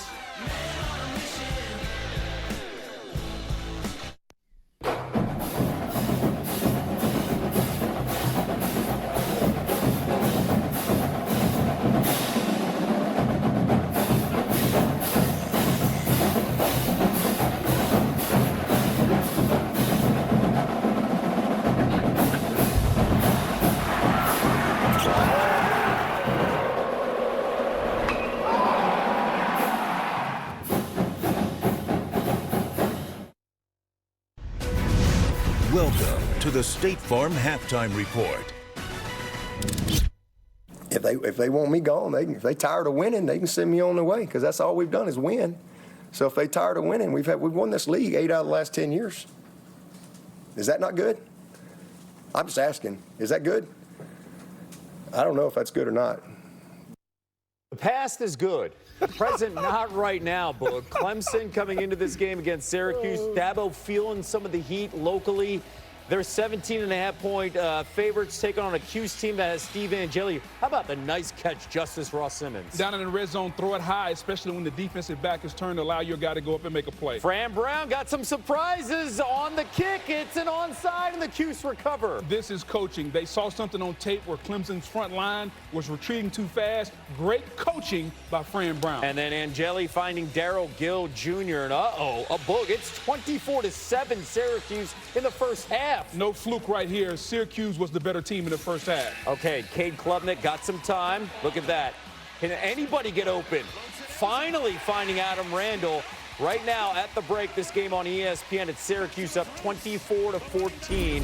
But when you look at this graphic, this is what stands out. These slow starts, it is a consistent theme. They have trailed nearly 70% of their games so far this season. What's wrong with Clemson? Well, as usual, Kev, it's a combination of things, but I'll start with their defense. Right now, their defense has given up 300 yards in the first half, gave up 350 yards to Georgia Tech. They brought in Tom Allen from Penn State. He's now the defensive coordinator. It just hasn't gone well. Their playmakers aren't making plays, and you can't say it's a lack of talent because they have 3 or 4 guys that are going to be first-round picks, projected to be on that defense. They're not playing well. They're not making the plays. And then conversely, when you shift to the offense, now it puts more pressure on Cade Klubnik.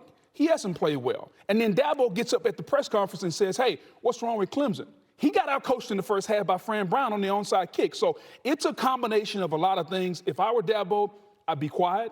I'd tell my team, let's go back to work, because right now they're not playing well. They're not even close to remotely playing how we thought they would play at the beginning of the season. They're lucky to be down by only 10 points. They're lucky to be in this ballgame. They've been out-coached and outplayed. Again, they were 17.5-point favorites coming into a Syracuse team historically has given Clemson always a ton of trouble, especially in Death Valley. Last time we saw Syracuse, they were running sprints after the game. They were. Fran Brown sent a message to us. Exactly. It's paying off right now. No doubt about it. The conditioning in that environment. Again, we're going to keep an eye on that game. All right, let's go to the Iron Skillet. Here we go. Okay. SMU, TCU. And in the first quarter, it's Josh Hoover on 3rd and 17, trying to find some time to scramble crossbody to Eric McAllister, and he gets the first down and more. Sometimes, Kev, you rather be lucky than good. He threw it up in double coverage. His receiver made a play. Hoover to Jeremy Payne. TCU up 14-3. SMU, here comes the Mustangs. You're a big fan of the speed and this quarterback, Kevin Jennings. No doubt, because when you have a mobile quarterback, Kev, he allows you to get out of trouble and make plays, and he's got to continue to improve as a passer. If he does that, SMU's going to be dangerous. Freestyling right there. It's a 4-point game. TCU on top. There's Hugh Freeze on the road with his quarterback, Jackson Arnold, getting ready to face off against Oklahoma. We'll have a report for this top 25 SEC showdown coming your way in less than 2 hours. This halftime report is presented by State Farm. Like a good neighbor, State Farm is there. At the University of Memphis, I see opportunity and growth, connection and purpose. I see a supportive community filled with creativity and passion. I see a place where lifelong friendships are made in a city filled with soul that embraces all. I see a place to explore that inspires me to act, to innovate, to discover, to dream. I see me in Memphis. Welcome back to the State Farm Halftime Report. Well, Kevin, back with you. It's the return of Jackson Arnold, former 5-star quarterback who was benched last year as a Sooner. Number 22, Auburn, opening up SEC play in one of the toughest environments. That is Norman, Oklahoma, to face number 11, Oklahoma. That is Jackson Arnold right there. Pregame, as we got pictures coming in less than 2 hours away from kick here on ABC. By the way, Arnold quiet now, thriving in Hugh Freeze's offense. Auburn quarterback Jackson Arnold has limited all outside distractions as he gets ready to face his former team. He's declined all interview requests. He's not on social media, and his teammates wouldn't even comment on his return, but did admit they're motivated to play well for him. His head coach Hugh Freeze said his message to Arnold is simple. It's not about you, it's about the team and taking on one of the best defenses in the country. And Sooners defensive players say there's one thing in this locker room that's elevated expectations here in Norman, and it's on the other side of the ball. It's their quarterback, John Mateer, who knows very well that he is the favorite for the Heisman now, and he's embracing those expectations and pressure, but says he can't let it affect the way that he plays. Molly McGrath getting us ready for the game, and you see Mateer entering the day as the favorite to win the Heisman. You look a little bit further down, you see Arnold, the 11th shortest odds at 22-1, according to ESPN Bet Sportsbook. You know, Boog, you called it a few weeks ago. You said John Mateer, your dark horse. Right now, there's no dark horse. He's at the top. Why is he being considered here with such high odds for the Heisman? Well, Kev, three things you need to win the Heisman. Number one, you have to be a quarterback. He is that. Number two, you better put up some stats. 1,100 combined yards and 9 touchdowns. And then the last thing is the thing I think a lot of Heisman Trophy winners have. They got a little bit of swag, Kev, a little bit of cockiness, a little bit of edge to know that when you play me, I'm going to step up and make a play. He's done that every time, and he's brought something to this Oklahoma team. Let's not forget, they benched 2 quarterbacks last year. You bring in John Mateer, and right now, we're talking about Oklahoma in the SEC race and maybe the national championship race because of John Mateer and the offensive coordinator, Ben Arbuthnot. One of those quarterbacks is Jackson Arnold, who he's facing. And when you watch Mateer, too, he kind of looks like a former Sooner who was a Heisman winner, and that was Baker Mayfield, because he just moves around. Yeah. You know, so Arnold was benched against Tennessee a year ago after throwing a pick. Since then, look at this number, 223 consecutive passes without an INT, longest active streak in the FBS. What's he up against when you see Oklahoma's defense, which has been outstanding? It's a very good defense, and they start on the interior. They're built the right way. This Brent Venables defense, interior led by David Stone, a 5-star defensive tackle. They're going to pressure you up front, pressure you from inside, and if Jackson Arnold is going to have his revenge game, he's going to have to do it against a very stout defense. Oklahoma and that defense has given up only 3 points in the first half so far this season. You see the coaches, I should say the quarterbacks, talking, of course, before the game as we get you ready for that one later on this afternoon.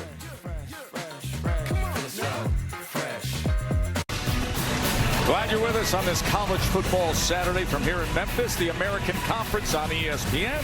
ABC College Football is presented by Starbucks. Joe Tessitore, Jesse Palmer, Katie George with you here. Arkansas with a 28-17 lead over Memphis. Memphis came back right before the half and hit on a 38-yard touchdown, Lewis to Braham, to cut into this lead.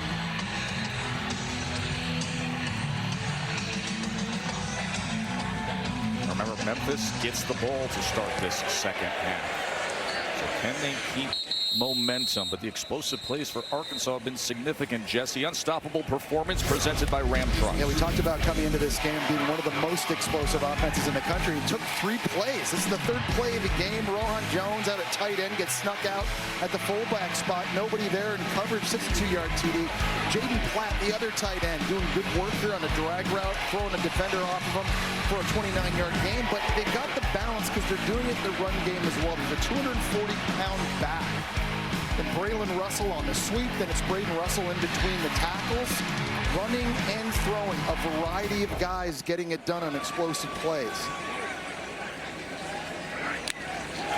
Lewis to open up this second half. As he goes underneath, but the receiver was met right away. That was Christian Ross. Jesse, let's get into the offensive line shuffles now of Memphis. Yeah, so there's been a lot of movement now with Chris Adams at left tackle going down early. He's back in the game now. And so they had taken Travis Burke at right tackle, moved him back over. But great news from Memphis, Chris Adams back in the game. See big number 61. And this is complete. And spinning for extra yardage is Cortez Braham. Okay, they're down 11 points here in the second half. To make that up, I think Brendan Lewis has to just be able to make those throws. He's missed a couple times on curl routes, some underneath stuff that he should be able to make in his sleep. He has got to be way more accurate in the second half. Ryan Silverfield told Katie at the end of the half, we're not executing as well as we can in the passing game. We're giving some up. You need a better job at the quarterback position here, just making the throws you're supposed to make. The Rossier tracked down by Travis Williams' Arkansas defense, Katie. That was sorry. Yeah, Sam Pittman told me coming out of the locker room that he was pretty upset with his defense for allowing Memphis to score just before half. He said his concern is with Memphis running the football. He said, I don't think Lewis is going to kill us in the pocket. He does have 2 completions here on this drive, but he said it's when he gets outside the pocket that he becomes a problem. He said we got to tackle better and contain him. He feels confident that his offense can score consistently here in the second half. Katie, Lewis has 42 yards rushing, and of course that rushing touchdown earlier today. 2nd down and 3. Rossier trying to get to the outside, and he is tripped up by Caleb Wooden. And flag is down at the 41-yard line. Holding, offense number 9, 10-yard penalty, still 2nd down. Time it was Jamari Hawkins on the outside getting tangled up with an Arkansas defender. But I think going back to what Katie was talking about, you know, the pass rush for Arkansas's defense, that's a big question coming into this year. And it's something they struggled with a little bit last season, only getting 2 sacks a game. And they lost Landon Jackson, their best pass rusher, in the 3rd round of the Buffalo Bills. So bringing in guys like Phillip Lee and Justice Boons in the portal was supposed to help that. But that pass rush has to show up now in the second half for Arkansas. 2nd and 13. As they go with the in-cutting route to Hawkins. And an accurate throw, just putting it right in the number, right on the number 9 of Hawkins. Brendan Lewis looks like he's a lot more settled in here. Now setting up this 3rd down. Really good pocket. He's able to go to his first read to get rid of it. And 3rd down has been a problem for Arkansas, not just in this game, but all season as well. They're giving up 45% conversions coming into this one, in part because they don't have that consistent pass rush. So here's an opportunity to get after Lewis. 3rd down and 7. Lewis being chased. Ball is out as the pocket collapsed. He fell back on it, but it was Bradley Shaw crashing down on Brendan Lewis. Yeah, Brandon Shaw is a 3rd down specialist. Does a great job with his hands coming around the outside. He's going up against Travis Burke. Watch him chop his hands down right there. He's able to get in and around him and close in on the quarterback. There's the pass rush Arkansas needed so desperately. They dial up the pressure and they get off the field. And now Lachlan Kerrigan, the lefty punter from Melbourne, Australia, on to kick away his 3rd punt of the game. As he takes a little time to let the coverage unit get downfield and forces the fair catch near the 12-yard line by Shanks. Always a good time here in Memphis. The Blues, the Ribs, BB King's Club, down there on Beale Street. 28-17, Arkansas.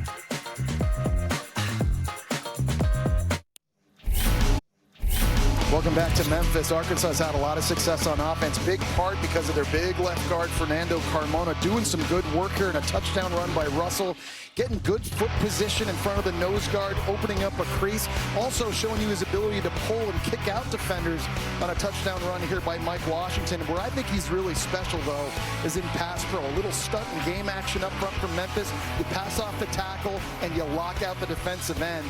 This is the best offensive lineman I've evaluated on film. He's playing well today. Yeah, you didn't hesitate in saying that as Green is tripped up immediately in the backfield that time. That was a heck of a play, and they needed that from Chris Bracey. It was very early. I mean, you started watching film right away, and you said, yeah, that guy. Well, and we watched him last year, Joe. He was the starting left tackle for Arkansas, playing a little bit out of position, had some ups and downs. He's playing his natural spot now in at guard, and he's a nasty dude. He's a bully that wants to beat people up in a phone booth, and he's been doing it every single game early this year. Yeah, that body type screams guard. Incomplete on 2nd 13. Katie. Yeah, Jess, Carmona told me he enjoyed his time playing left tackle, but he was born to play guard. He said at tackle you have to play with finesse out in space, and now at guard you're just flanked by 2 guys. Everything happens so much faster in tight quarters. He said it's like you're fighting in a back alley brawl every single snap, and he said it's his position now fits his gritty, tough mentality. He says he loves moving inside. When you can barely fit a credit card between the bottom of the helmet and the top of the shoulder pads, yes, you're a natural-born guard. 3rd and 13.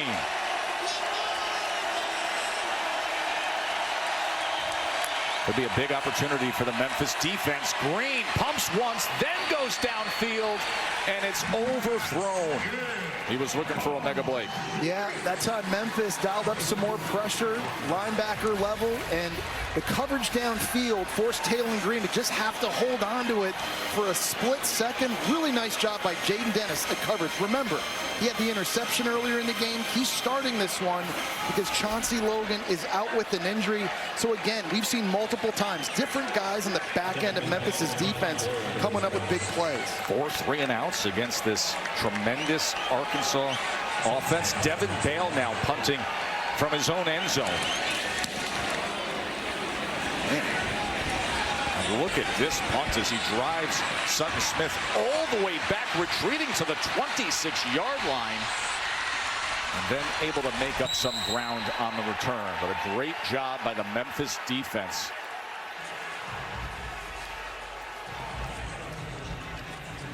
Remember, just before halftime, a moment where you said Brendan Lewis and this offense had to have something. This is what they came up with. Yeah, they came up with a shot play right after their left tackle went down with an injury, and it's Cortez Bram outside one-on-one with Julian Neal. And I think to all of us up here in the booth, we thought this was OPI. This looked like a push-off right there, and ended up getting called defensive pass interference, and the touchdown stood.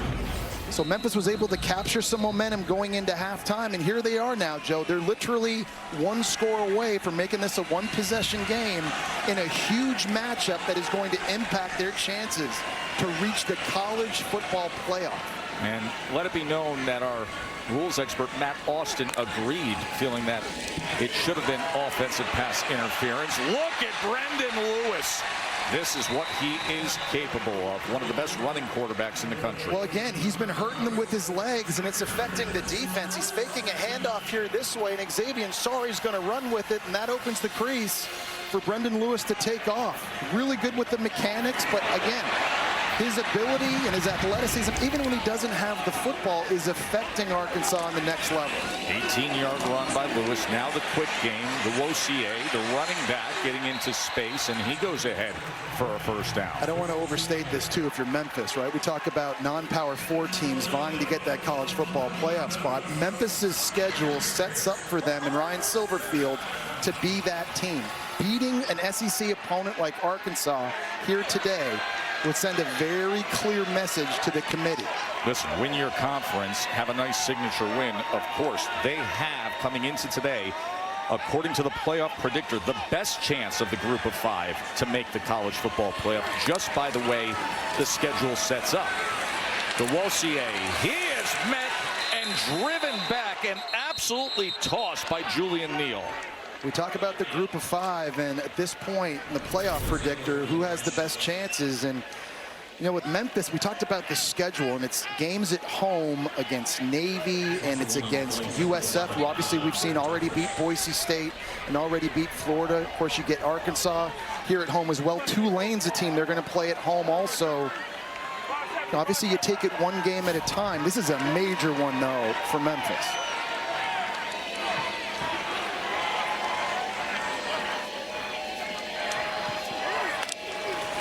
Second and 11. Lewis taken down. He is torn down by Quincy Rhodes. Well, nobody blocked Quincy Rhodes that time coming off the ball. Everybody from Memphis's O-line is sliding to their right, and they completely forget about this guy right here. He just comes off the ball and just chases down the quarterback and gets the second sack now in 2 drives. Pass rush was a problem. That was a question mark. Arkansas is answering that here early in the second half. Seems every SEC program every year has an athlete like Quincy Rhodes, 6'6", 275, get off the bus first. He's the get off the bus first guy for Arkansas. Here's Sutton Smith as he wiggles his way inside the 30-yard line, tackled by Worth. Okay, now you come on, you kick the field goal. Ryan Silverfield, he's been aggressive. He's taken chances. He's tried onside kicks. He's tried double passes. Kick the field goal. You make this a one-possession game. Lots of football still to go here. I like the call.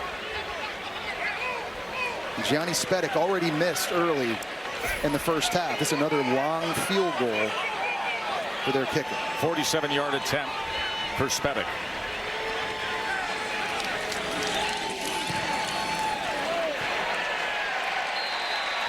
puts it through. And with that, halfway through this third quarter, it's an 8-point margin as the Arkansas defense came up big thanks to Quincy Rhodes to help stall out that Memphis drive, hold them to 3.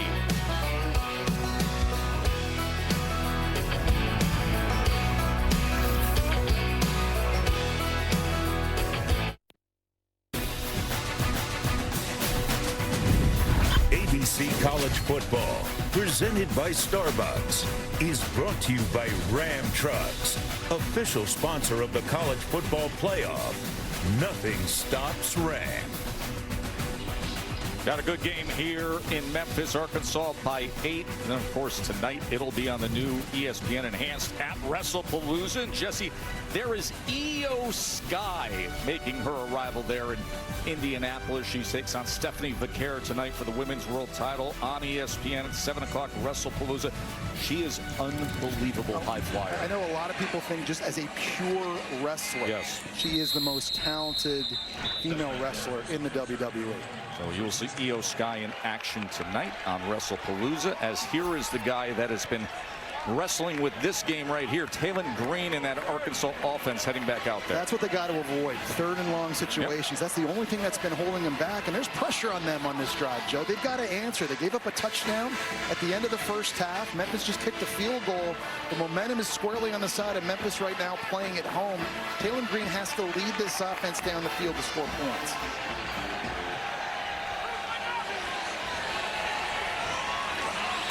Whoa. Now Washington is tackled for a loss by Whitlow. Yeah, William Whitlow at 260 pounds is really good at making himself skinny. He just completely split the left tackle and the left guard and just sliced into the backfield and make this stop. Really good job. Wasn't even touched virtually, and a first-team all-conference performer a year ago for Memphis makes a big play in the backfield. And we talked about Arkansas. You got to avoid 3rd and long. That's not a good start and way to do it. 2nd and 13. Talon Green with time, and he gets it complete, and it's Raylan Sharp. That's first completion after 5 straight incompletions for Green. Yeah, they're trying to find the middle of the field here in attack. They've had some success doing that. Raylan Sharp, not the biggest receiver, only 5'9", 169, but a guy who's dangerous in space. And after giving up the negative play, it's nice to just be able to bounce back from that and just stroke one for a big completion downfield to move the stakes. 17 yards on the completion.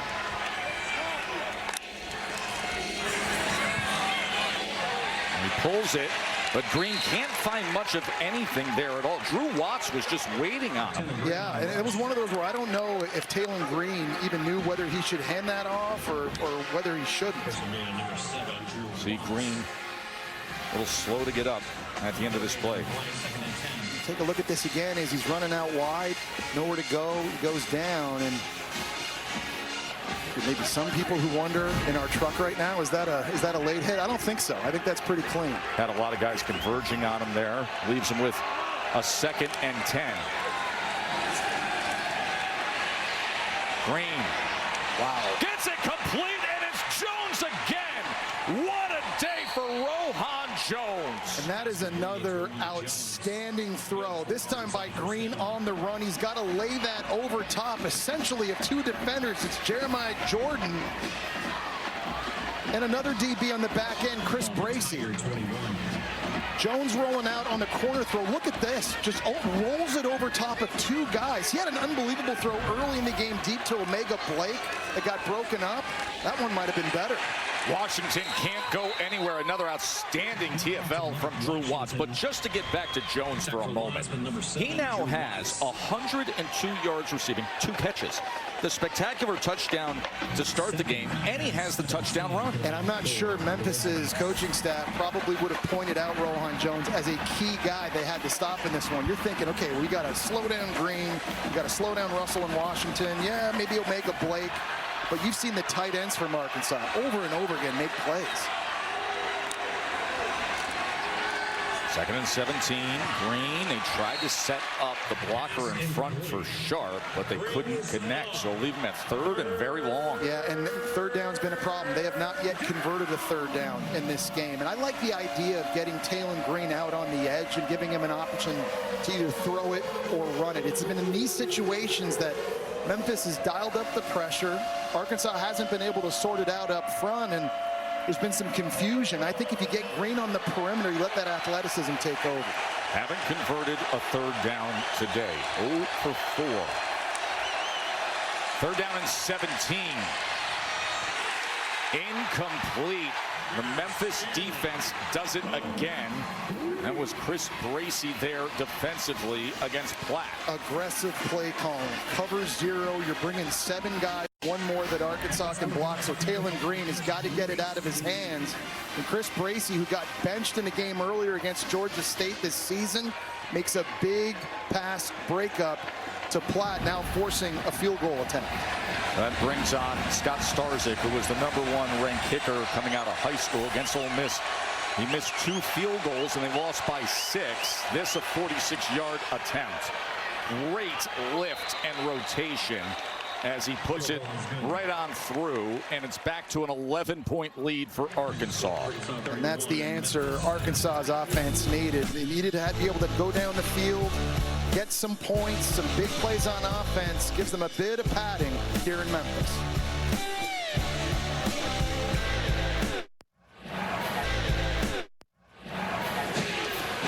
Remember, ABC continues all day long with great action. We got Auburn and Oklahoma. I'm so looking forward to this game coming up at 3:30. And then this Miami team that has been so impressive. #4 Miami hosting Florida. Saturday Night Football presented by Capital One from Miami. That is coming your way. We've got a 31-20 game here. And as for that game we mentioned with Auburn, Oklahoma, Molly, what's going on there? Well, Tess, Auburn quarterback Jackson Arnold walked out onto the field to a chorus of boos, and Arnold felt the need to address his team this morning, telling them that his return to Oklahoma was not going to be a distraction and won't affect the way that he plays. So you got to think his play in the run game, Jesse, is going to be a big factor in this one. It's a really good observation, Molly. There is no question. That's part of what makes him so dangerous. He'll have to do it in designed runs and in scrambles. But to me, Joe, part of what makes Auburn so dangerous offensively is the talent they have at receiver. Yes. Eric Singleton Jr., the transfer from Georgia Tech, Cam Coleman. They've got dudes outside that can win one-on-one. Jackson Arnold has to take advantage of those. Remember, Cam Coleman was such a massive recruit for Hugh Freeze. He landed him. You can build things around him on the outside. But it's such a great backstory when it comes to Jackson Arnold returning back to Oklahoma today. Defense 2 for disconcerting signals. It's a 5-yard penalty. First down. There's Jackson Arnold leading Auburn, now a ranked Auburn team against #11 Oklahoma. That's coming your way, 3:30 on ABC.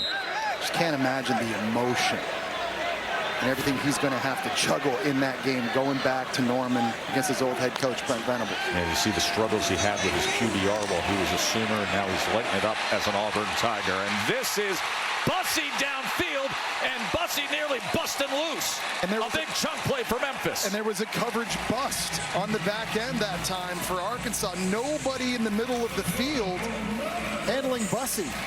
You'll just see him in the slot. He's just running a seam route. The free safety ran with the in cut.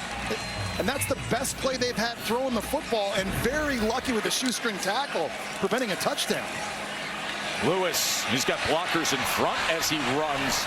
And Lewis will get ahead right to that line to gain. I love that play call there, because right after the explosive, you come back up to the line of scrimmage, and now Arkansas is on their heels. So they're like, we're going to drop 8 guys into coverage, only rush 3, and it's the perfect defense to dial up the QB draw. 2 really good play calls back to back by Memphis's offensive coordinator, Tim Cramsey.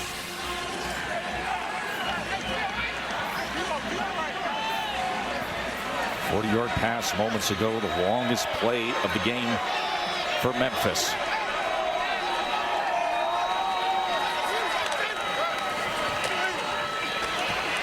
DeWosier is tackled for a loss. That entire front and Danny Saili making the tackle there. Go back to the coverage bus. There's an in route here, and the safety just bites with that. And there's no one in the middle of the field back for Memphis. This is what absolutely killed them in their loss against Ole Miss. They handed the Rebels so many points in that game. They should be 3-0.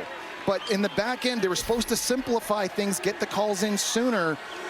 But they've got to do a better job in the back end of just playing their assignments. 2nd and 12. Lewis sprint right. Gets it into space to Braham, and Braham spinning for extra yardage as he gets it down towards the 10-yard line. That's where the sticks were. I'll go back to it again. It's been a different Brendan Lewis, and I think you're seeing his maturity pay off here in a massive game. We've talked about the impact this has on the college football playoff. Playing against an SEC opponent, they've been down by a lot.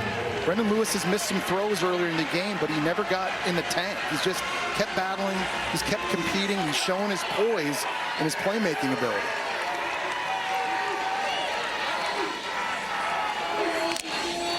First and goal.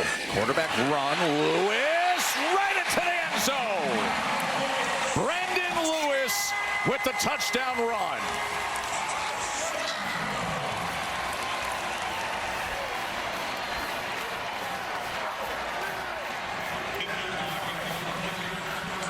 And with a chance to pull to within a field goal, they will keep the offense on the field and go for 2. The QB run just worked there. I mean, why not try it again? That was outstanding blocking up front by Memphis. I mean, they're a bit banged up. They're not 100% healthy. But up against this big physical D-line from Arkansas, man, they're getting some movement.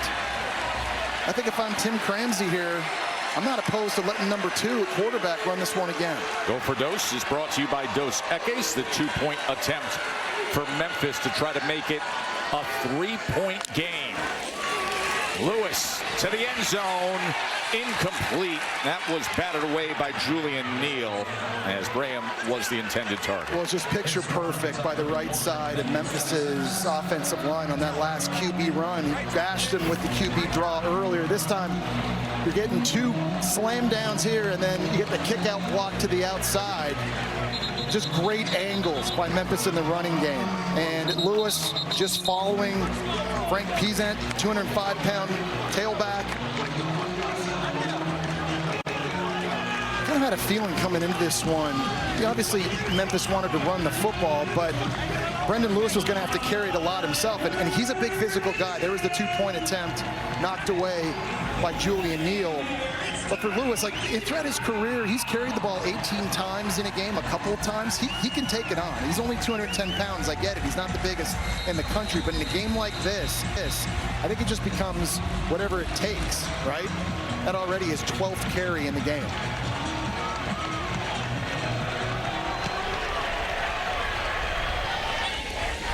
(31-26). Let's go to the studio. Kevin, what's going on? That's AT&T is keeping fans connected as we take a look at our multi-view showcasing a bunch of great games across our networks. Left corner, we're keeping an eye on the weather delay right now at Clemson. The Tigers down by 10 to Syracuse. Really good one in the Iron Skillet over on ESPN2. And we got a great matchup coming your way over an hour. In Norman, John Mateer entering as the Heisman favorite. 9 straight games with a passing and rushing touchdown. Longest streak in the FBS since 2020. Right now, back to you. That is coming up. Auburn and Oklahoma. Taylon Green on first down. Tons of time to get it downfield and get it to Raylan Sharp. And I think that time Taylon Green got to his 4th read. Flag back at the 20. As there is a flag down on the play. But that was a really nice job working through. Holding. Offense number 52. A 10-yard penalty. First down. It's called on Caden Kittler, the transfer from UCF up at center. But on this play, I mean, he starts looking over here and he gets all the way back over, finding the dig route on the other side of the field. There's the hold on Puda Walker. And Arkansas going backwards. You got to give it to Memphis too, Joe. They keep putting pressure on Arkansas's offense. They score a TD at the end of the half. They kick a field goal. Now they score a touchdown, and it's right back on Taylon Green now, trying to fight this crowd noise on the road, generate some momentum. Green on 1st and 20. In stride, Jalen Brown. Well, that's one way to quiet him down. You got Jalen Brown in the slot, running a deep cross route, and another beautiful ball where he just rolls this right into the hands of his receiver in stride. That's a big moment for Jalen Brown. He was the guy that fumbled late in the game against Ole Miss, a game they lost, but the Florida State transfer coming up with a big one. There's Braylon Russell. Yep, that's what happened a week ago. They were driving late in the 4th quarter. They were down by only 6. They looked like they were gathering momentum going in to win the game when Jalen Brown fumbled the ball away. So a nice moment for him to bounce back with a play like that here today. Well, you got to give them credit. You got to give the coaching staff credit and Jalen Brown credit too, because we talked to Sam Pittman. He said his team came right back to work. They watched the film, corrected the things they had to correct, and they got their focus in on Memphis. A lot of teams would have a hard time after that hangover losing the way they did. Not the case at Arkansas. Talon Green, final seconds of the 3rd quarter, extending the play. And then throwing it away. Sam Brumfeld, veteran linebacker, leads the team in tackles and sacks, is pursuing. One thing about Memphis's defense is that they don't go away, right?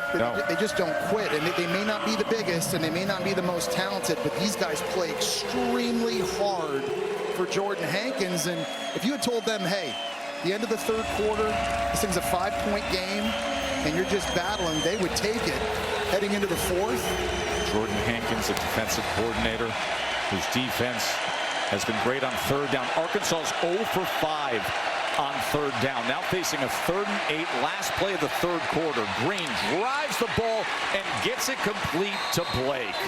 And they will move the chains with that. We will get to the 4th quarter with Arkansas driving with a 5-point lead.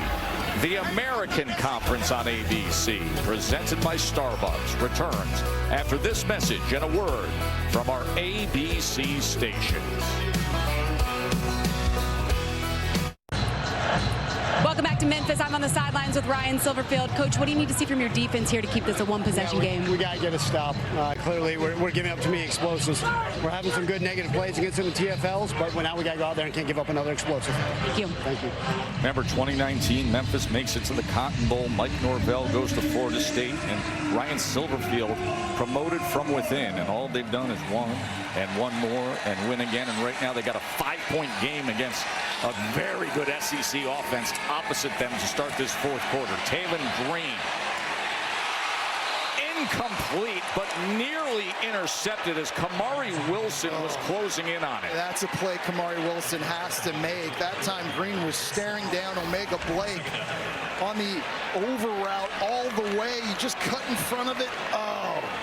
And he had a chance to come up with the 2nd interception for this defense, and that might have been a game changer.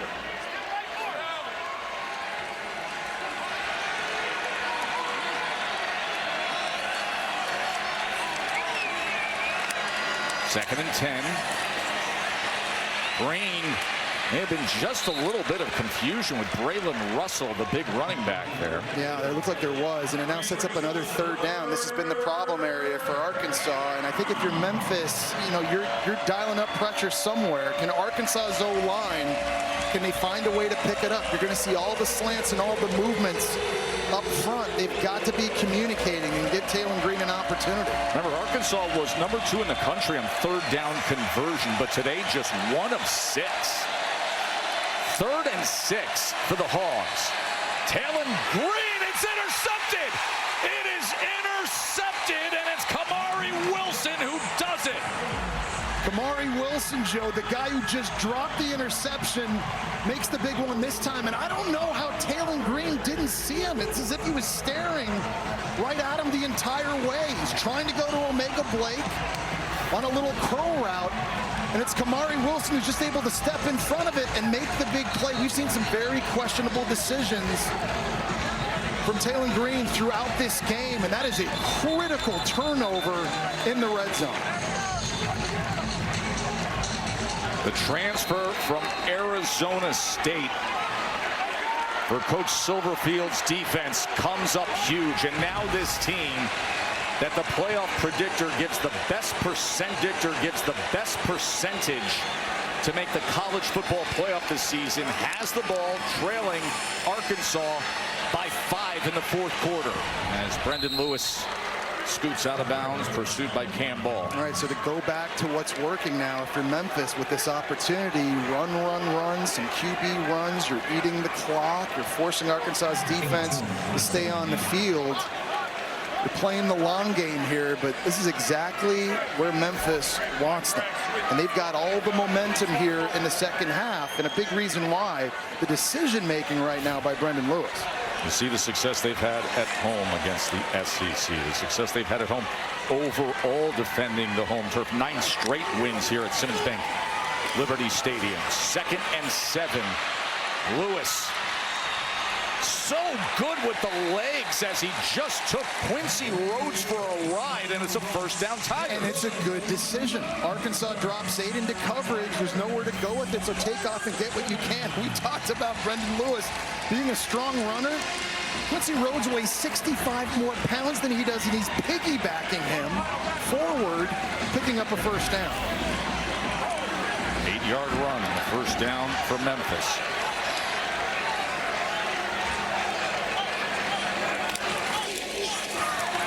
Sutton Smith, as Smith will have another first down for Memphis. Really nice block by Chris Adams at left tackle. He went down at the end of the first half with an injury. He's working against Quincy Rhodes one-on-one. He's probably not 100% himself, but he got a great block there to the left-hand side right in here, which helps Sutton Smith get that edge. If you're going to be able to run to the outside, you have to be able to seal the edges.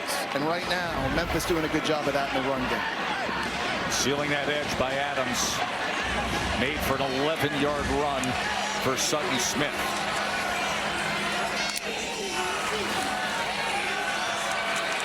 Play action, Lewis. Fighting for the ball, and it is picked off by Julian Neal. It was a one-on-one battle against Bussey, and Julian Neal comes up with the interception for Arkansas. And that was the deal where who wants it more? Bussey, it looked like, got behind Julian Neal, but the ball hung up in the air a really long time. Bussey wasn't able to high point it. Julian Neal did. And after throwing an interception, Arkansas's defense comes up big, getting one back of their own. Still on top here in the fourth quarter in Memphis. 6'2" corner against a 5'11" receiver, and that's the result. INT.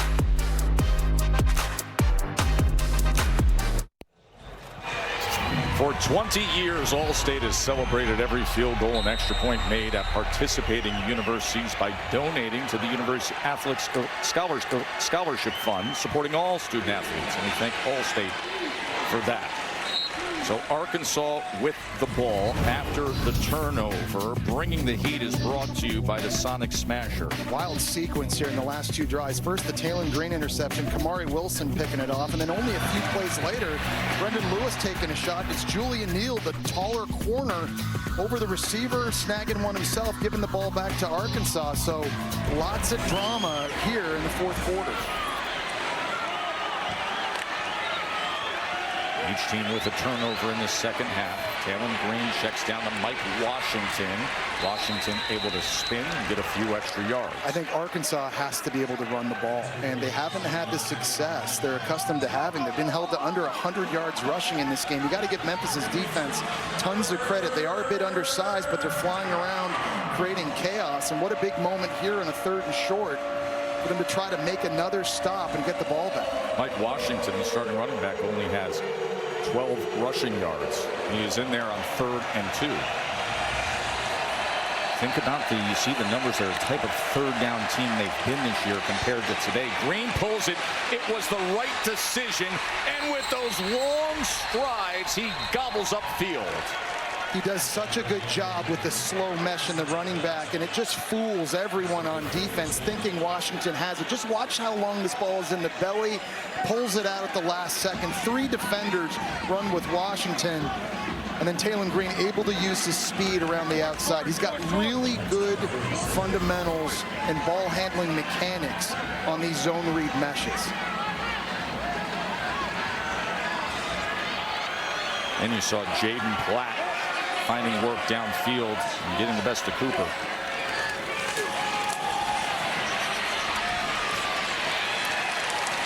This is how you ice games, Joe. I mean, with leads late in the fourth quarter like this, 5-point lead, you just want to be able to bleed the clock, and you do that by getting it done on the ground. And they've got a variety of guys that can do it. We've talked about Washington. We talked about Braylon Russell.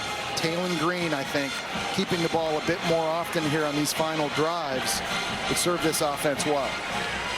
Been an interesting early afternoon here in Memphis. This Arkansas team came in with this loaded offense. This Memphis team searching for their first 4-0 start since 2019, and all the prospect of what could be ahead this season as a group of 5 contender to make the college football playoff, and back and forth they've gone. I like that play call. It's an RPO where it's designed run, but if Taylon Green decides he's got a better look and option outside, spitting it out to Omega Blake, he's going to take it. And that little play right there, that's like a sweep play essentially.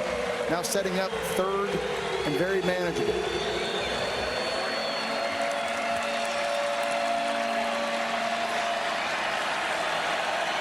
Third down and 10.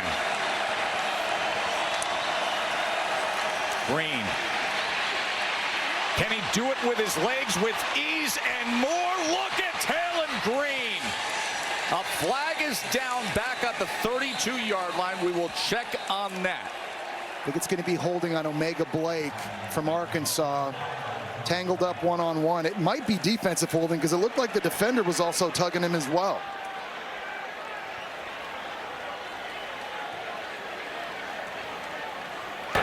Holding, offense number 9, 10-yard penalty. It's still third down. Take a look at Omega Blake here. He's on the outside.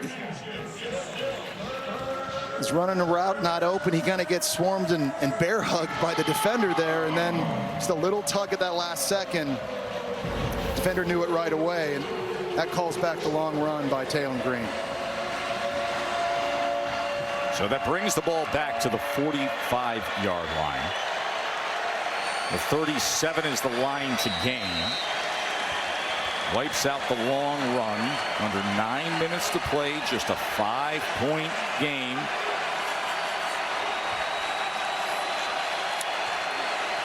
Green back to pass.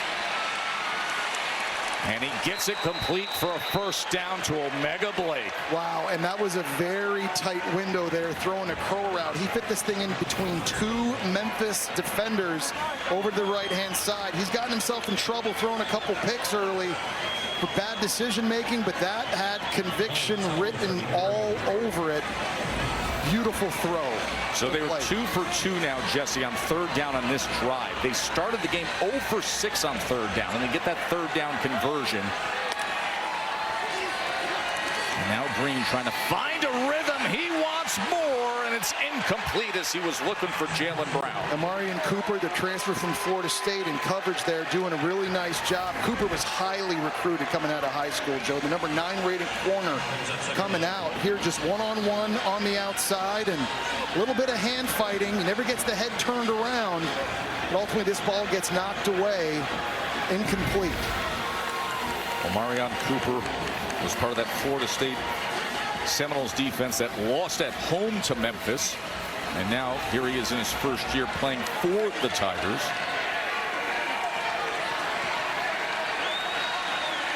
Second down and 10.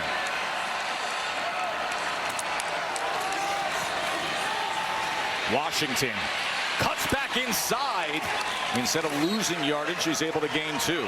All right, now you set up another third down here, and I think part of the problem if you're Memphis is in coverage. Who are you deciding to take away? I think Taylon Green's done a pretty good job so far in this game, distributing the ball to a lot of different guys. 7 different players have caught passes for Arkansas's offense. It's been pretty balanced. I think Omega Blake is number 9 is the guy you think about on the perimeter, but you got Jalen Brown on the other side. You got C.J. Brown in the slot. Not an obvious choice.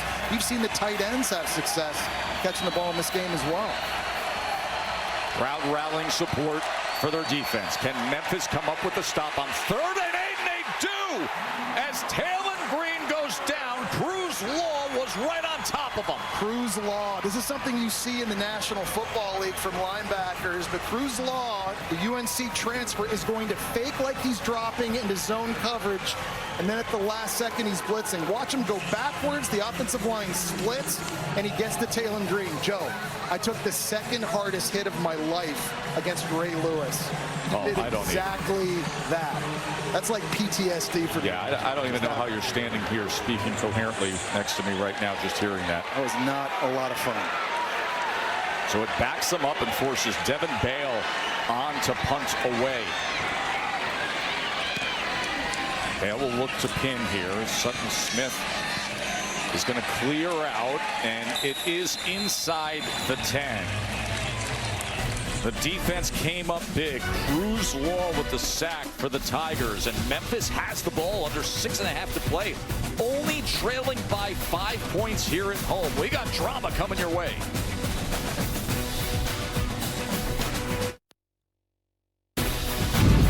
ABC College Football is presented by the Starbucks Coffee Company. The interceptions we've had here is Kamari Wilson for Memphis, and then Julian Neal for Arkansas, and this is how it sets up. You see the struggles on third downs. You see the scoreboard that reads 31-26 with under 6.5 minutes to play. A Memphis team that's so well coached. They've put forth such a good culture here for so many years. First Mike Norvell, and then Ryan Silverfield has really accelerated things, and this would be a massive opportunity to grab a signature win. Brendan Lewis from his own goal line as he gives them breathing room and a lot more, and spins his way out past the 28-yard line. That's the second or third time in the second half Arkansas has decided just to drop 8 guys in coverage, and it's opening up huge creases for Brendan Lewis to just take off. There's a bubble to his left, a bubble to his right to go run. And listen, if they're going to take the lead and score a touchdown on this drive, they're going to have to go 94 yards, but that's a really good start to get the momentum going.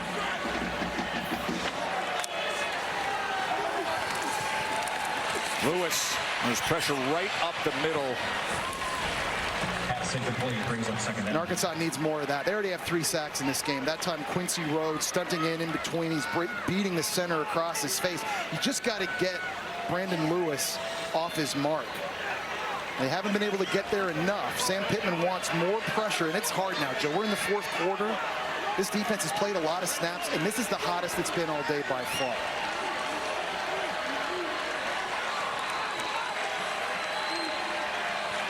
Second down and 10.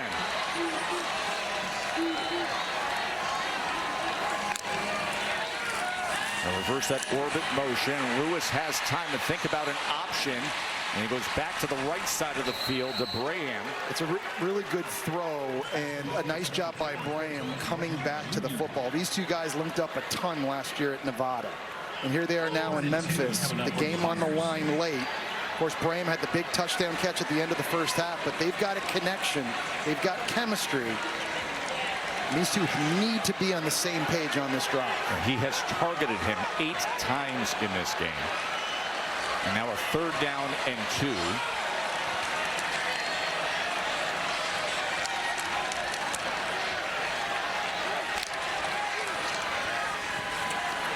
Oh, Sutton Smith, after a bad mesh, comes up with a huge play. Sutton Smith, the Tigers are roaring at home.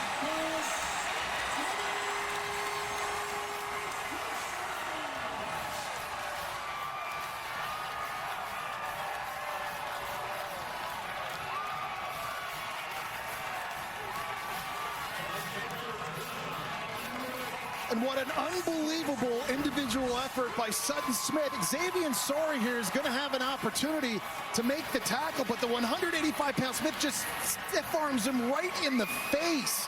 Bounces it to the outside, and then he shows you the wheels. He has been hitting home runs early this year. This is a guy that got injured early in the first game last season, missed the rest of the year. His first carry of this season was the 35-yard touchdown, and the biggest run of the year so far for Memphis comes at a time when they needed it the most.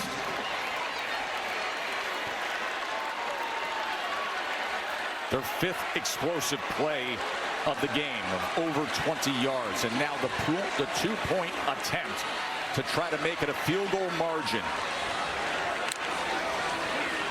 Lewis to the end zone, and it's incomplete. 2-point conversion is no good. Brings the score, Memphis 32. Nice play by Larry Worth. He was trying to get looked off.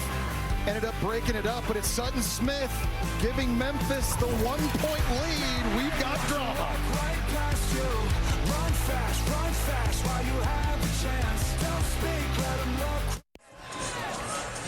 Great way to start our day of college football, and it just keeps getting better because there's Jackson Arnold. Of course, he was such a huge recruit coming out of Denton, Texas when he decided to go to Oklahoma. Now he returns to Oklahoma as Auburn's star quarterback, Jesse. That game's at 3:30. I can't wait. The cat and mouse game between him and his old coach, Brent Venables, calling plays for Oklahoma. It's going to be a lot of fun. Now, at the time, Memphis, we go back earlier today, remember they did have the missed field goal earlier today, so there's points they could have had added to this current 1-point lead. But at the time, they were coming back. They were going for 2. They came up 0 for 2 on the 2-point conversions. That is why we have just a 1-point margin right now, a 1-point lead for Memphis, 32-31 with under 5 minutes to play. Longest active win streak in FBS. Talon Green taking his time, looking for an option and overthrowing Jaden Black. It was Puda Walker, though, at nose guard that was able to get him off his mark, and he missed up the rhythm in that throw that time. He didn't get the sack, but he just forced Talon Green to have to hold on to it an extra split second, and then there was the errant throw.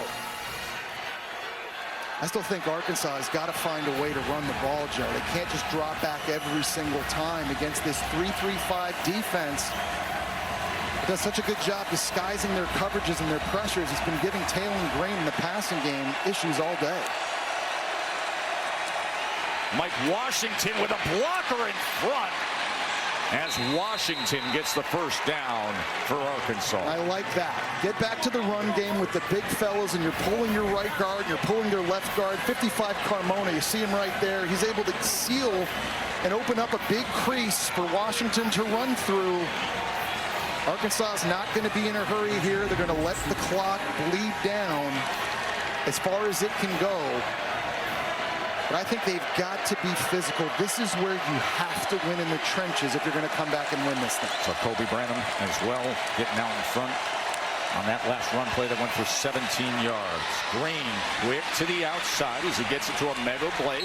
He's out to the 49-yard line. See the far sideline pointing down, thinking they had a play on the ball there at the end of that play. Saying he fumbled, and the ruling on the field was the runner's knee was down. This is close, Joe, because Drew Watts comes flying in at linebacker to make a tackle, and for a second the ball gets away from Omega Blake. 2nd and 3. Washington again. Mike Washington with a good run, and the Hogs are on the go. Yeah, those big bodies up front now are getting push, and they're starting to figure out some of this movement and the slanting up front from Memphis. This going to the left. You get Washington up on the safety, Kamari Wilson. And he goes up and over to move the chains. Another 12-yard run there.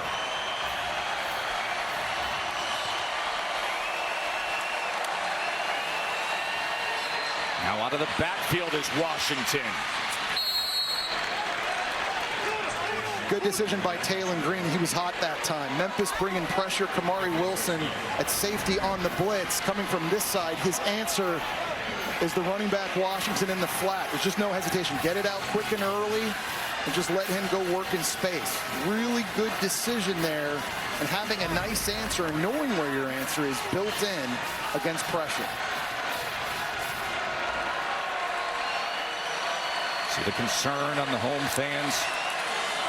Trying to come up with a defensive stop as Mike Washington is having his way against this defense on this drive. It really is, and they're running to the perimeter, Joe. We saw a big run to the left earlier. This time now running to the right. It's the outside stretch zone that's working. I think Arkansas, you let this thing go down to the 2-minute timeout.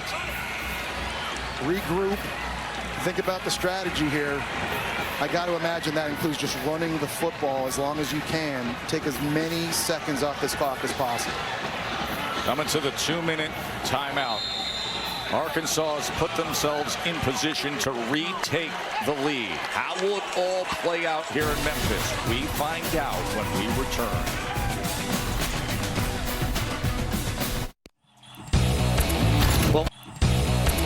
Well, last week against Ole Miss, Scott Starzik, the true freshman kicker, he missed from 51 early in the game.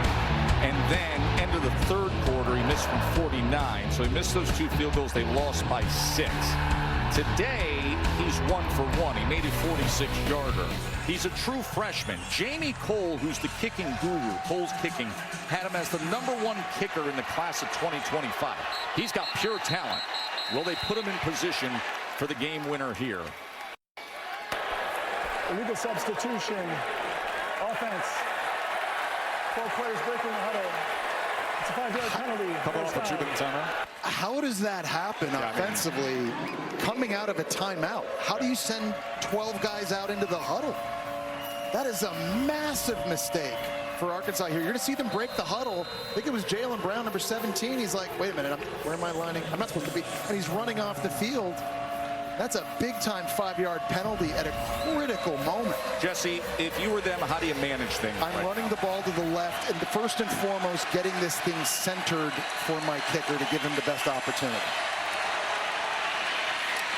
And that is where Mike Washington goes, as he does have the first down. Memphis, of course, has the 3 timeouts. This is where Bobby Petrino can help out the kicker. And I know certain kickers like right hash, left hash. You just showed the misses they had against Ole Miss. One was from the right, one was from the left. But when you get in closer, it's easier to make the kicks when you're in the middle of the field. You want to make it as close to a PAT as possible.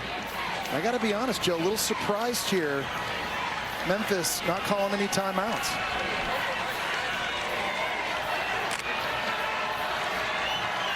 Sam Pittman, veteran coach, got this talented offense opposite a feisty Memphis team today as Washington takes it straight ahead. May not need the kicker if Washington keeps running like that, Jesse. Yeah, well, Memphis finally now takes their first time out. And to me, I'm thinking, look, I don't know if we're going to be able to stop them running the football. They're probably going to get a field goal attempt. I got to anticipate that they may retake the lead, but I got to save myself as many seconds as I can to have an opportunity to have Brendan Lewis lead us down the field. I think that was a missed opportunity, calling a timeout a little bit too late. Scott Starzik awaits. Sam Pittman said last week that loss to Ole Miss, and he said that one stung. It took a couple days of guys just resetting the mindset. Then they had middle of the week really strong practices, knowing you're coming here to Memphis, of a team that from the group of 5 believes that they can be the team to make the college football playoff as a conference champion. And they have fought back in this second half to take a 1-point lead before this long sustained drive by Arkansas. And I think if you're Arkansas, you don't necessarily want to leave it up to Starzik, a kicker. If you can end this thing running the football, this offensive line can get a push. We talked about Fernando Carmona, some of the physical guys they've got up front. They'd like to put this in their own hands. They've run the same running play the last 2 plays. They're lined up in the exact same formation again. Washington again, he's met, but he does surge ahead to what should be a first down. He was met by Cruz Law. Memphis is saying they've got the football. They are claiming they have the football, as the officials are looking to separate the players. I think Washington was down. The ball did come out after his elbow went down. Did the referee just signal Memphis ball? The ruling on the field is the ball carrier was down by rule for a first down. No, the officials at the end of that play said first down Arkansas. Watch the right elbow. That's the first thing it's going to touch. You can't really see it there. There's a defender coming. Oh. He's able to punch it out. Wait a minute. Was that elbow down? Well, his right knee is on top of a defensive player. It was Chris Bracey coming in. That ball comes out. The ruling on the field of the ball carrier being down is under further victory. Chris Bracey punches the ball out as you see it on the replay. Matt Austin, our rules expert, what say you? Yeah, Joe, you're exactly right. The ball is punched out. There's no knee on the ground, no elbow yet. That's a fumble recovered by Memphis. Watch the right knee, Jesse. It's on top of a player. It's on top of a player, and there's Bracey knocking it loose. You could not have come up with a bigger play in a bigger moment. For a football team that's trying to not just win the conference, but potentially play in the college football playoff, this is arguably the most important game on their schedule if they're going to accomplish that. Time and time again, Memphis's DBs have come up with big ones. The ball absolutely comes loose before any knee hits the ground or elbow. That should be overturned, and that should become Memphis ball. Remember the sting we were just describing about last week against Ole Miss when they were driving, when they had momentum, and they fumbled the ball away against Ole Miss. And now here, we wait for this ruling, but it looks clear on the replay that this is going to be a fumble recovery, a forced fumble and recovery by Bracey. And Memphis would be taking over with 1:18 to play. Well, the call on the field was that he was down, so you need indisputable video evidence to overturn this. I think you have it. That's it's clear. That ball is punched out.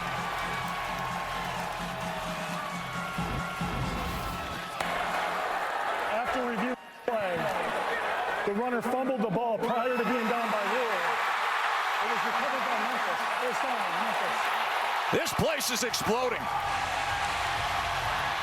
They're going nuts here in Memphis as they take over possession with 1:18, looking to slay an SEC team.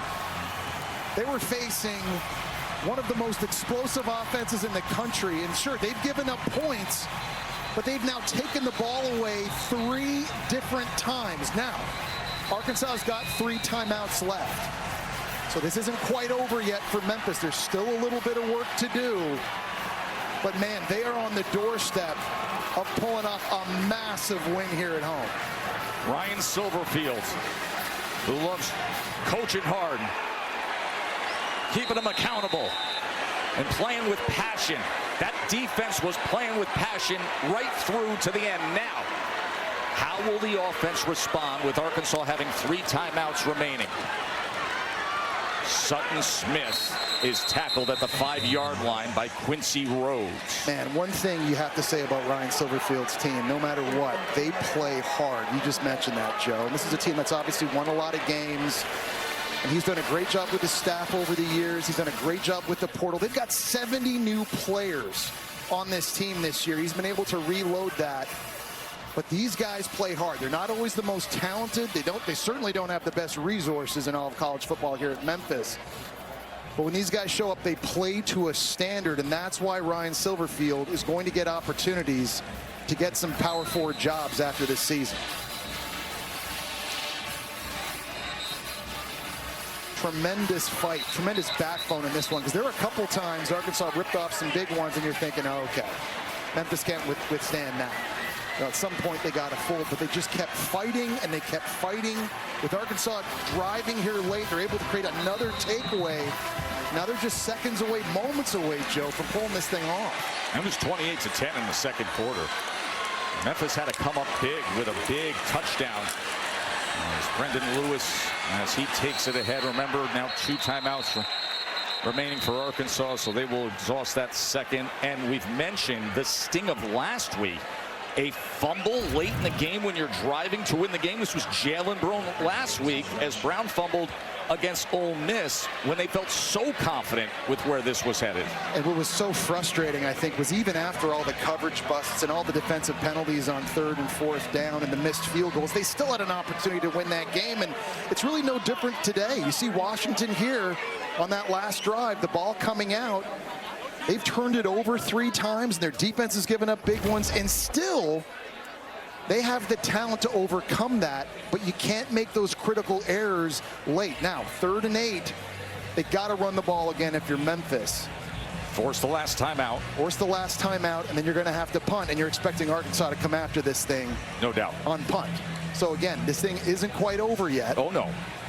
And Arkansas may get an opportunity here with some ticks left in Memphis territory with the kicker. We've documented his misses against Ole Miss, but he also drilled a 53-yarder. Oh, he's got the leg earlier talent this year against Alabama A&M. So all right, here's your 3rd and 8, Jesse. Far, far from over. I go QB run. QB run again. So here's your 3rd and 8. New quarterback out there. It's Arrington Maiden. Well, the helmet came off of Brendan Lewis, so Maiden comes in, the redshirt freshman. Coaches are very high on him, but this is a pressure situation on 3rd and 8. And he is going to run it ahead. And look at the extra effort.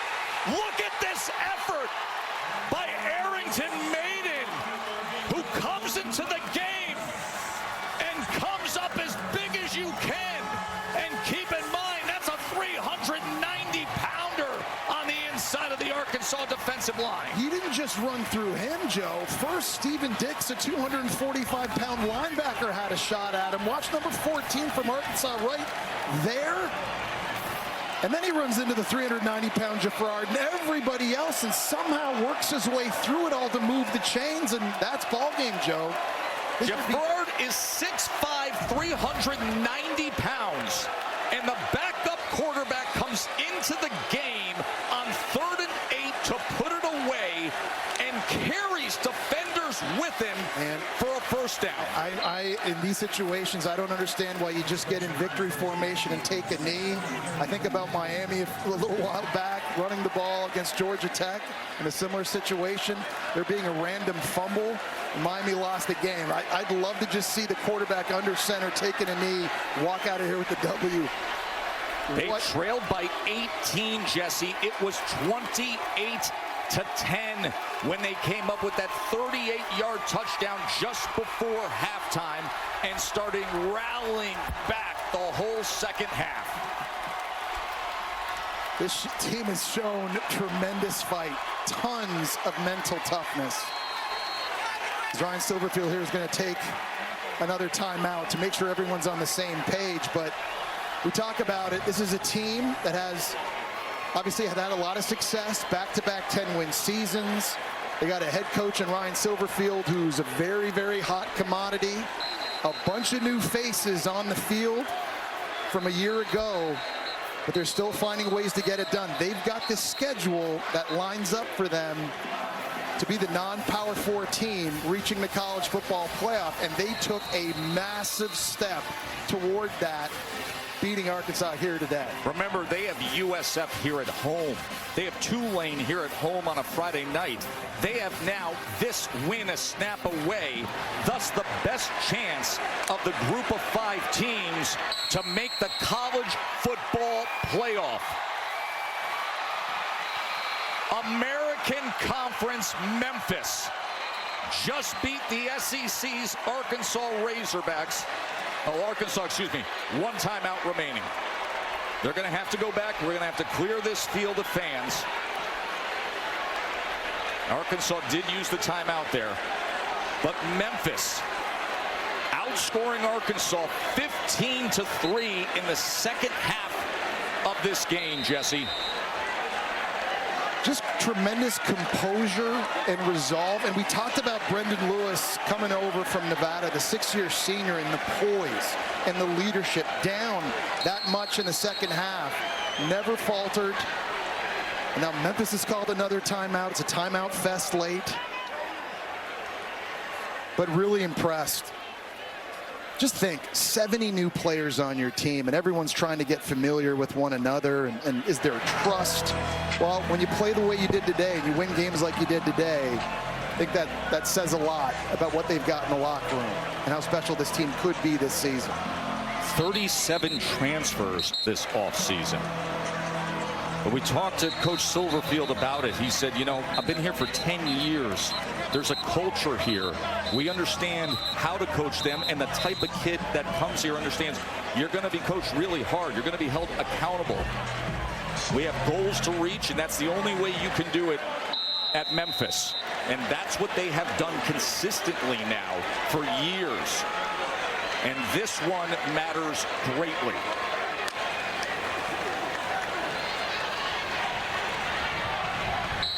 as Sutton Smith will put it away. And let the party begin.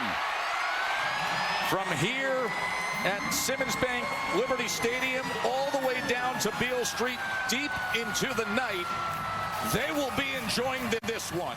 Brendan Lewis, you can see it on his face. Memphis takes care of business with an 18-point comeback against Arkansas.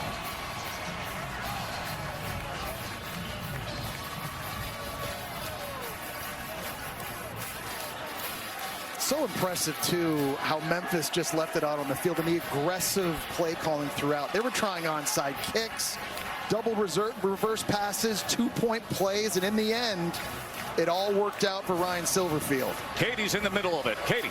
Thanks, Tess. Coach Silverfield, between Bracey's forced fumble, Maiden's first down run, you take down another SEC team. What can you say about your team's fight? Just so proud of the resilience. You think about what happened at halftime. The guys came out. They continue to believe. It was an ugly first half, but the guys got a lot of heart and grit and integrity. I'm so pleased to be the head coach here. Go Tigers, go. Congratulations, Coach. Tess. Impressive stuff from Ryan Silverfield. 32-31, Memphis over Arkansas. Remember, we're not done yet. Next up on ABC, it is Auburn and Oklahoma. For Katie and Jesse, I'm Joe Tessitore. Enjoy the rest of your day. Hey, we're off to WrestlePalooza, my man. Let's go! Well, let's get you back to the college football scoreboard studio. Kevin, take it away. Best looking forward to that. See the scene.